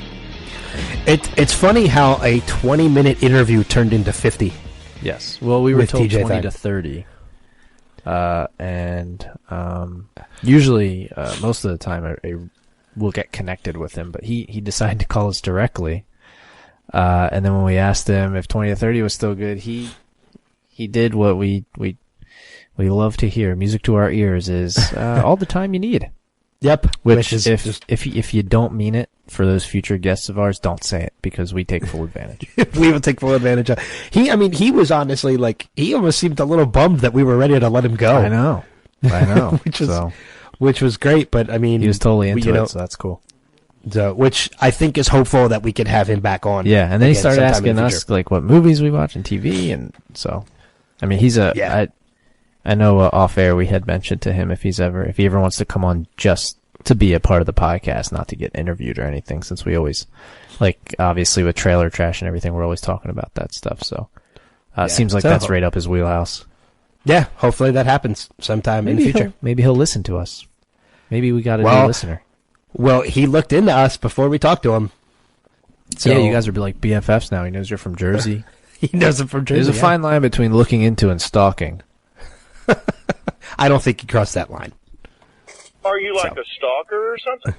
You just said that because you wanted to play that clip. No, after I said That's a poor setup.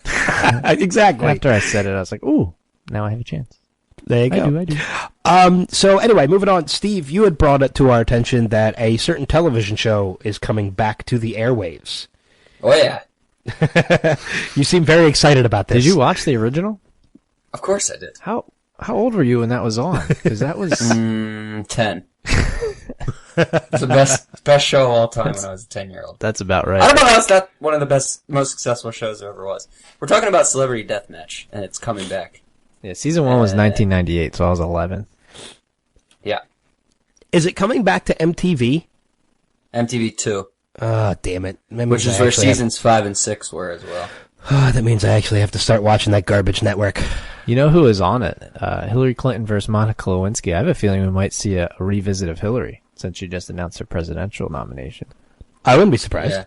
Yeah, if you get a sense of what the show was, the first episode ever was Charles Manson versus Marilyn Manson, and Kathy Lee Gifford versus Howard Stern, and Howard Stern melted Kathy Lee Gifford by Howard Stern's corrosive flatulence. I remember that one too. It's a claymation, if you've never seen it, back before CGI was a thing. Is this going to be claymation again, or are they going to do CGI? No, absolutely, it's claymation. Okay, good. And then the Spice Girls against Hanson. But Marilyn Manson was the winner of that when he crushed a light on top of both the Spice Girls and Hanson at the same time. So, it's the kind of... These people that created this show are geniuses. Mariah Carey versus Jim Carrey. And the winner was and Drew Carey made a special appearance. Carey, yeah. They just pick people who have the same name, or they pick people who might have an actual beef in real life. Arnold Schwarzenegger and Sylvester Stallone. Yeah, those were the early days, and then as it moved on, they did Barry Bonds against Bud Selig, and Jessica Simpson versus Nick Lachey. They just take awesome possible celebrity battles and play them out in gross and overdone claymation. Yeah, and it was on until as late as 2007. So it's actually they brought it back once before. This is the second time they're bringing it back. Although that was 8 years ago. I forget that 2007 was a while ago. Yeah. So I'm going to have to see if I can find some of these older episodes because it's been a long time since I've watched. They're all over the any place. of these. Yeah, but I'm looking at some of these older episodes. You had Tim Allen versus Jerry Seinfeld. Exactly. You mentioned Arnold versus Sylvester, Letterman versus Leno, Dean Martin versus Jerry Lewis. This is a good one. Jack Black versus Jack White. They're so smart. I don't understand how. I could never think of this. I know. The guys' names just are opposites, so they said, okay, they're going to fight each other. Yeah. Adam Sandler versus Chris Rock. Vander Holyfield versus Mike Tyson. That was a real life one. Yeah. That I guess they brought. Penn and Teller versus Siegfried and Roy. So, one of them was Tommy Lee Jones and Will Smith against David Duchovny and Gillian Anderson. X-Files versus Men in Black. And Will Smith and Tommy Lee Jones eliminated themselves because Will Smith pointed his ray gun backwards and he vaporized them. So, I mean, it'll be interesting to see like what kind of matchups we see now with this newer iteration of the show. Yeah, I mean, I could see like Justin Bieber and Miley Cyrus going against each other. I feel like that one's like a layup. I wouldn't be surprised if you see maybe some Marvel matchups if they work something out with the network. Chris Evans versus Chris Pine would be a good one. I think they'll put Obama in there against Putin or something. Yeah, I could definitely Kim Jong see. maybe. Yeah, something like that. They do essentially all across everything. So Yeah. They could have Kanye West fight about 6 times. I think that eventually he'll fight Kim Kardashian and they'll get their baby involved somehow. I would think it would be funny to see Kanye versus Taylor Swift. Do you think they'll do like a Bruce Jenner female versus Bruce Jenner male? That's exactly the kind of thing they'll do. That would be amazing. Oh my God, I'm reading, again, I'm going back and reading some of these, and this is one I didn't see, but Al Gore versus Weird Al Yankovic. That's a good one. That's good. Al Gore sucks out his brain through a vacant eye hole. It's just, oh my God, it's so ridiculous. Like, I'm looking forward to seeing this show come back now.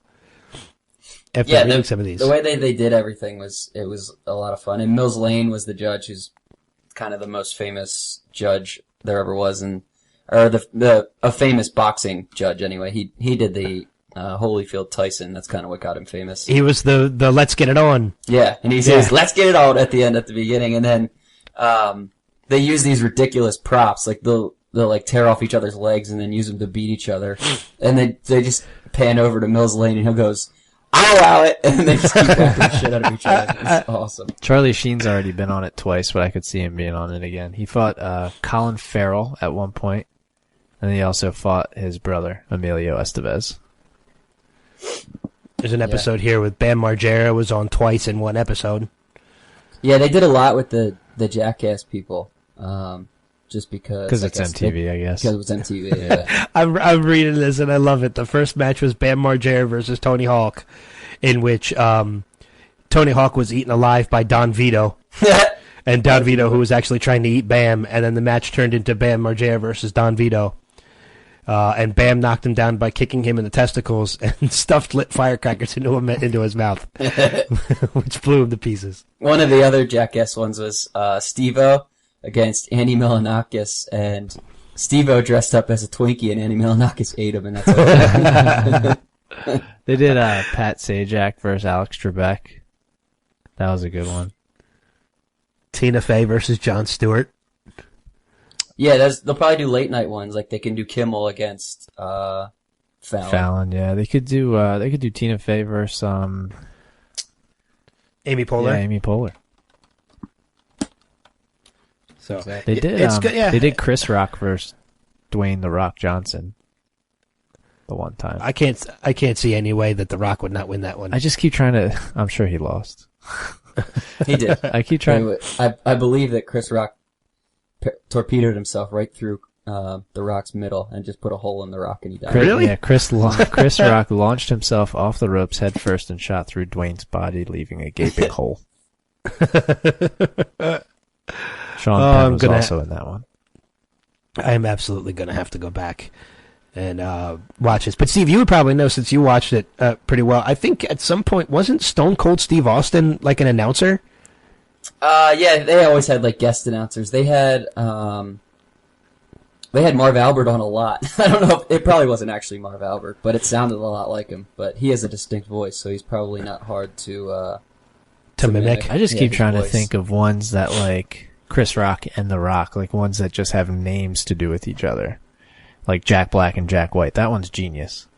Yeah, it's genius. You can't think of anything like that, and then they come on the TV and you go, "Oh, that's so obvious." Why didn't I think of that? Well, you can't think of it. Yeah. Yeah, the voice of Marv Albert was actually done by Buck Lee. Yeah. So yeah, he's not a hard voice to do, but he was on a bunch. They've had Adam West before, but you could do Adam West and Kanye West. That would be I think he was matchup. Christian Bale, wasn't he? He Yeah. was up against Christian Bale. Yeah, the two Batmans. So, yeah, and apparently Celebrity Deathmatch actually still airs on MTV. Yeah, they do. Yeah, reruns. they do the reruns, which is awesome. So, yeah, I haven't watched MTV in so long because I despise that network now. Yeah. I don't know if I even have MTV too, to be honest. I think Probably if you do have, and don't know it. Yeah, That's I think if you have possible, one, yeah. you have them all. They're saying that the reboot is going to be reimagined for a social media world, so there'll probably be a lot of Twitter and Facebook and all that stuff. So they're kind of just adjusting as the world adjusts, which will be interesting to see how they incorporate it. Yeah, I'm trying to think. But they did say it'll be the same announcers and stuff. So I'm trying to think of who I'd really like to see on it. Because I mean, they're very good at picking people who are current. You know what I mean? People who are currently like in the news and hot and stuff like that. Mm-hmm. Like they did Paris Hilton and Nicole Richie back when they were famous.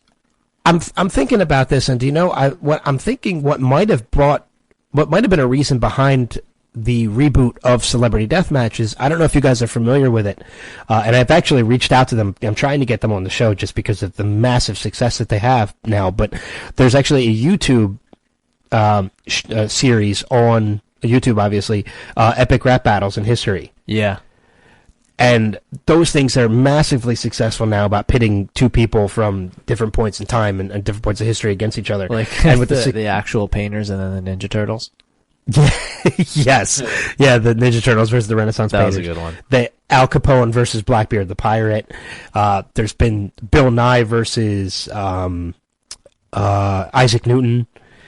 And I mean, and those guys are great about getting celebrities to play the parts. Like Weird Al was Isaac Newton and stuff. So I mean, and Key and Peele, the Key and Peele one, they've done two, I think, but one of them was Michael Jordan versus Muhammad Ali, which was great. So I think with the success of those, I think that's a good point to take these two because it's very similar. Yeah, no, that's definitely in a possibility.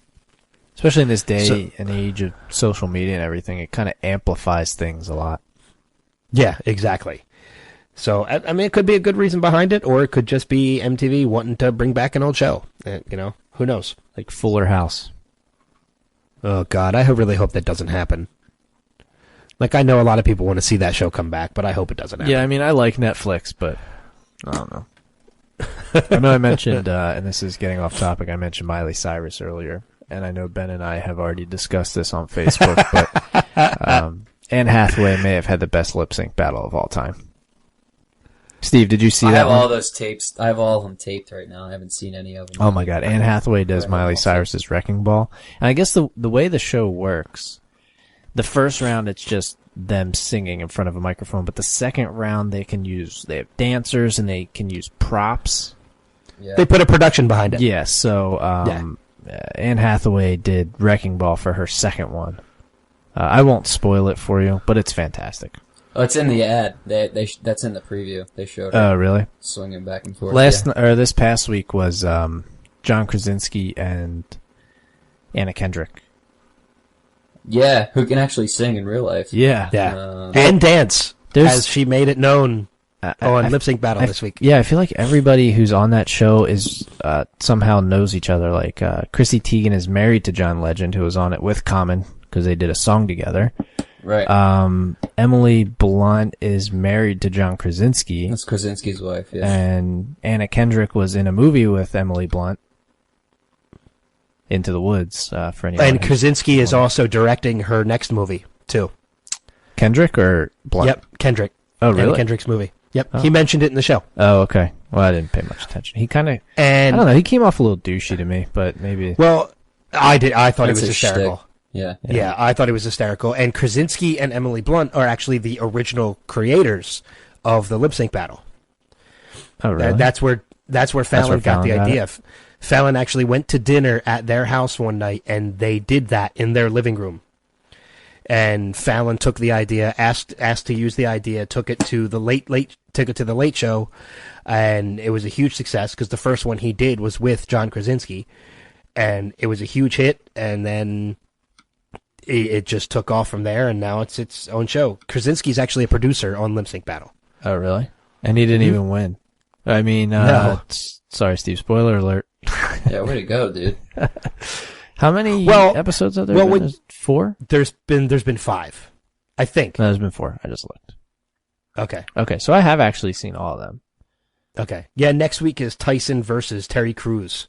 Yeah, that should be an interesting one. And then you got Michael Strahan and Hodor. Hodor. Is that the person from Game of Thrones? Hodor. And then there's another one too of Stephen Merchant and oh god, what the hell's her name? I love Stephen Merchant's when he did it on the actually Fallon show with him with Joseph Gordon-Levitt. Joseph Gordon-Levitt, yeah. What do you think of the show? I'm kind of curious. But Steve, have you seen any of them, or you literally have all of them taped and haven't watched any yet? No, I just have them all taped. Okay. I enjoy the show. I think it's a lot of fun. I think Chrissy Teigen is pointless.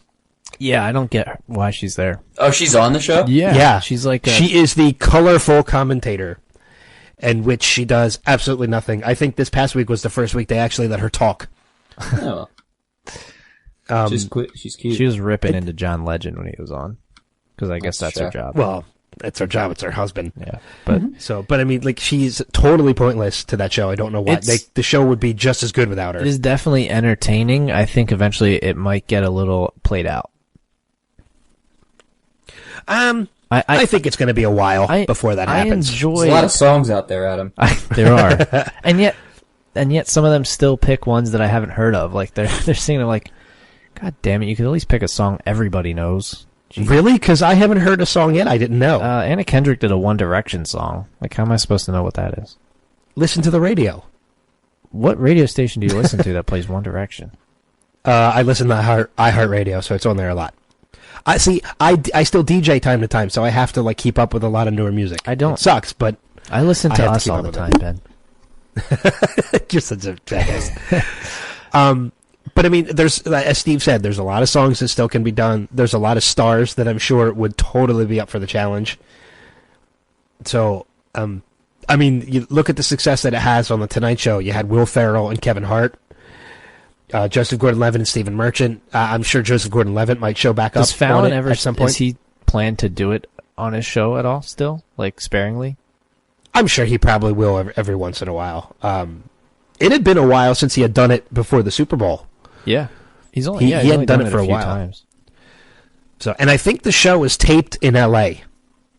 Because I think it just makes it easier access for a lot of these stars to come on. Yeah, they definitely tape more than one in the same day. Because I think when Krasinski was there, he was talking about how John Legend was also there. J-Lo. Well, he could have also been on set because of Chrissy. Yeah, but I forget what it was. I thought I saw something that it looked like they literally just did one. I wouldn't be surprised. It lowers production costs if you knock out a bunch. It's the same thing like Whose Line Is It Anyway? When we talked to Colin and Brad, they both said, they knock out 3 or 4 episodes in a day. Yeah, I think they do like 5 a day when they do Jeopardy. I think they record like 5 a day. Yeah, so I mean, it would make sense. It keeps production costs down that they knock out 3 or 4 episodes in one day, and it's just, it's like I said, going back to Colin and Brad. Colin said, that he films for 3 weeks and he's done for the year. As far as Whose Line goes. So, Steve, you like Chrissy Teigen? I do. She's funny on social media. I had never heard of her until this show. Oh, yeah. She didn't really make her bones on social media because she's a swimsuit model. I don't think she's ever been on the cover. And she's one of the John more Legend. famous Sports Illustrated models. She I knew her. She's funny on social media. I was going to say, she makes fun. She was big in the news this week because she showed a picture of her stretch marks or something. Well, yeah, she's kind of like a normal, down to earth, normal-looking person who's also a model. She makes fun of herself, which I think is funny. So, I'm okay with following her on social media. Hey, follow Tara Reid too. Follow Tara Reid? Yeah, no, just don't follow her. But I saw some stuff in the news that she always posts herself in bathing suits and stuff because she's Tara Reid. Because she wants attention. Yeah, she's Tara Reid. She was in Sharknado. Come on. and 2 and 3, or will be in 3. Yeah. So, all right, cool. So let's get ready to wrap things up for this week, and let's move on to Adam's weekly update. And now the Showcast weekly update. All right, this week's weekly update brought to you by Chrissy Teigen. Follow her on social media per Steve's instructions. It's worth it. First up, a California police officer has been placed on paid leave after allegedly tickling the feet of a man shot dead by police. This is not the first time something like this has happened. However, back in 1991, L.A. police were seen blowing raspberries on Rodney King's belly. God. That's just a weird image. Japan's maglev bullet train broke its own speed world record this week by traveling at 366 miles per hour. We here in the U.S. would be a little more jealous if we didn't kick their ass in World War II. Suckers. Undefeated. Several McDonald's locations, this is kind of local to us, several McDonald's locations in the northeast of Pennsylvania are now offering free Egg McMuffins in exchange for a Taco Bell receipt in which a breakfast item was purchased. Taco Bell has responded by thanking McDonald's for forcing people to buy their food. Next up, I would stick with Taco Bell. An American brewing company has received approval to serve beer that is made from human urine by using recycled sewage water. Luckily, for Miller Lite drinkers, they've been drinking piss for years. Oh, yes. I hope I didn't offend anybody. Steve, are you... They're already drinking... Okay, good. That's my least favorite of the light beers. That's why I picked that one. Good job. And I also know some people who drink Bud Light Lime, so I didn't want to offend them. Out of a can. Next up, police arrested a man who was dressed as the Cookie Monster in Times Square this week after he allegedly groped a 16-year-old girl. This adds another black eye to the Sesame Street crew after an incident where Big Bird shoved his beak up a man's ass. And finally, one more story, and then we'll let you guys get going. Sofia Vergara is currently battling with ex Nick Loeb over 2 frozen female embryos the two conceived while they were together. Regardless of who wins the case, the ones who really end up losing are always the tiny frozen unborn children. Yeah. I'm gonna go off on a tangent with this one and tie it all in. Chrissy Teigen today posted on Instagram a quote from Maury Povich when he was asked what the most surprised he's ever been on his show before, and he said twice when doing the not the father thing, which I assume is the only thing that they do now. He said that there's been a girl who's gotten a paternity test for twins, and the fathers have been 2 different babies. What? Yeah, the babies. Yeah, it's been 2 different fathers for each one of the twins. How's that possible? It's a 1 in a million chance, and it's happened twice on the Maury Povich show. How ridiculous is that? That's his claim to fame. Ridiculous. I bet you had no idea. You can't even think that that's possible. No, you're like, okay, you are the father of this baby. Okay, so they're both mine? No, just the one. That's nuts, right? How do you tell which one? Like, what if they're identical twins? They can't be. They have to be fraternal twins. Oh, yeah, I guess that would make more sense. That would be really crazy. What's the chances it's identical? It's twins, and it's 2 different twins that are fathering 2 different twins. I'm confused now. I'm not sure what you're asking. I think you're right, though. I think that's pretty much all they do now on that show. What did they do before? Did they do like you're the whole, father? You know, you're dating my 16-year-old daughter and you're 40 thing? Did they used to do that? Yeah, it's stuff like that. Isn't he married to someone famous? Lucy Lee? No. Lucy Lee? Who's Lucy Lee? No, I'm thinking Lisa. No, shit. I'm getting my people mixed up. Lucy Liu is who I was thinking of. You think Maury Povich is married to Lucy Liu? No, he's married to... she is Asian, though. She's on... She's like a news person. Connie Chung. Oh, yeah, I think he was. I don't know if he still is, but I know he was at some point. No, he is, currently, since 1984. His second wife. Oh, well, there you go. And that's your Maury update. So you're going on vacation this week. Yeah, but I actually am not going to miss any showtime. No, because actually at the time people are listening to this, you will already be on your way. Yeah, actually, no, I'll already be there. You'll already be there, yeah. Mm-hmm. You would have enjoyed yourself in Disney for a day, at least, by this point. Oh yeah. So I'm gonna have fun with that. Yeah, I'm gonna be blasting this song right here.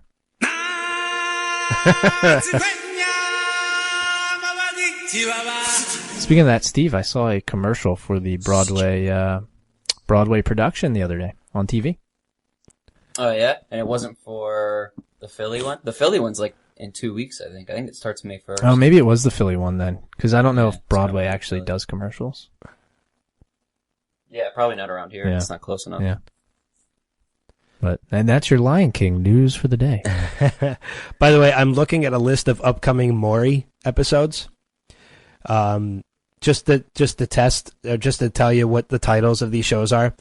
4 babies, 4 men tested. Who's the dad? Mm-hmm. A paternity test will prove you got my teen pregnant. Mm-hmm. Your profile pic makes me sick. Social media makeovers. Change the scenery. Yeah. April Fool's. No, there's April actually Fool's, something with a baby in there, I'm sure. April Fool's paternity rap. DNA will prove I'm not the father of your white baby. My teen wife cheated. Is one of us her baby's dad? Video proof is my man cheating with his best friend And had a baby. And had a baby with him. The man I love cheating with the teen next door. And a baby. Yeah. So out of all those, here's the real here we twist go. of that teen one. He's the father of the teen. Here's even more of the same season. Family DNA. Did my husband have a baby with my sister? Yeah. I have 31 kids, but DNA will prove you're not one of them. The answer is always yes. But 7 DNA tests. How many of these kids are mine? it's like an episode of Game of Thrones. Too light, too dark. Your baby is the wrong race to be mine. Jesus. Okay, well, when do we start offending people with some of this stuff? I had a baby with your husband. DNA will prove it. I'm black. Your baby's white. It's not mine. Yeah. A 6th test for Eugene. Maury's this guy's a recurring character. Recurring role on Maury. Dude, and the sad part is I'm not skipping any episodes. These are episode after episode after episode. At what point do you start to really look back at your life when Maury Povich names a show after you? It should be Maury's paternity show. Well, we talked to Lauren Lake last year, one of our first interviews, Paternity Court. That is a whole show based on that premise. Yeah. It's no wonder. Oh, well, Steve Wilkos left Jerry Springer. But I don't blame him for that. Didn't he do his own show? Yeah, the Steve Wilkos show. So, but yeah, that has been an even bigger Maury update. So, all right, let's get out of here. I was adopted by aliens. Are they the father? DNA proves this alien is not the father. Some guy comes dressed up in an alien suit. That's more what you see on Springer. That's when Maury starts really getting out of control. Yeah. Did you see the Progressive commercial where they did something like that? They did like a knockoff of that. With Flo? Yeah. They're like Progressive, you are. I think, was Maury in it? I think that they did like Progressive, you are not the lowest. Oh, well, that would make sense. So, but anyway, let's get out of here. So, enjoy your vacation. Oh, thank you. Sorry, that was Maury Povich actually was in that Progressive commercial. Oh, okay. Yeah. Oh, you were looking it up as we were talking. So, but to recap a bunch of stuff, be sure to follow TJ Thyne. Special thanks to him for joining us this week too. That was an awesome interview. Follow him on Twitter at TJ Thyne, and check out his website tjthyne.com. Hopefully he will update it soon now that we kind of called him out on it. Follow Chrissy Teigen at Chrissy Teigen. Okay. Are you sure that's her handle? I don't know if that's her handle. It is because while we were talking about it, I started following her. Okay, oh, well, there you go. Per Steve's instruction. Make sure You're welcome, Chrissy. Steve, reach out, get her on the show, tweet at her. Yeah. Okay. What are you doing over there? Be sure to check us out on our website, www.nextlevelradioonline.com, for all our past shows and interviews, as well as the new Trailer Trash tab. Follow us on Twitter at NXT Level Radio, Facebook at facebook.com/nextlevelradioonline. Follow us on iTunes and make sure you subscribe. Just search for Next Level Radio in the iTunes store and you will find us. Leave us a favorable review as well. Of course, if you find us favorable. If you don't say a word. Yeah, just keep your mouth shut. Keep your mouth shut. Keep it to yourself. So, next week, Steve and I are actually going to be talking to Stephanie Weir from FX. Is it FX or FXX? I think it's FX. Yeah, I think that it's gotta be with those two. It's on the main one. Yeah, from the new show, The Comedians on FX. So make sure you tune in next week for that. We have other interviews lined up for the weeks afterwards as well. She's pretty much third billed on that show, and that's impressive considering the two ahead of her are Josh Gad and Billy Crystal. And Billy Crystal, yeah. So I've seen the trailers. It looks like a pretty funny show. Yeah, I actually watched the pilot. It was good. I liked it. Okay, yeah, it's like cool. a mockumentary. Has it debuted already? Yeah. Mm-hmm. Oh, okay. There's 2 episodes. Yeah. Oh, okay. Well, I'm definitely going to have to watch them before it is next week. You probably should. Yeah, there we go. With that being said, anybody else have anything else to add? No. Nah. So, all right, then enjoy the rest of your week, and we will see you next time. See you around the bend. Later. Bye. Are you nuts?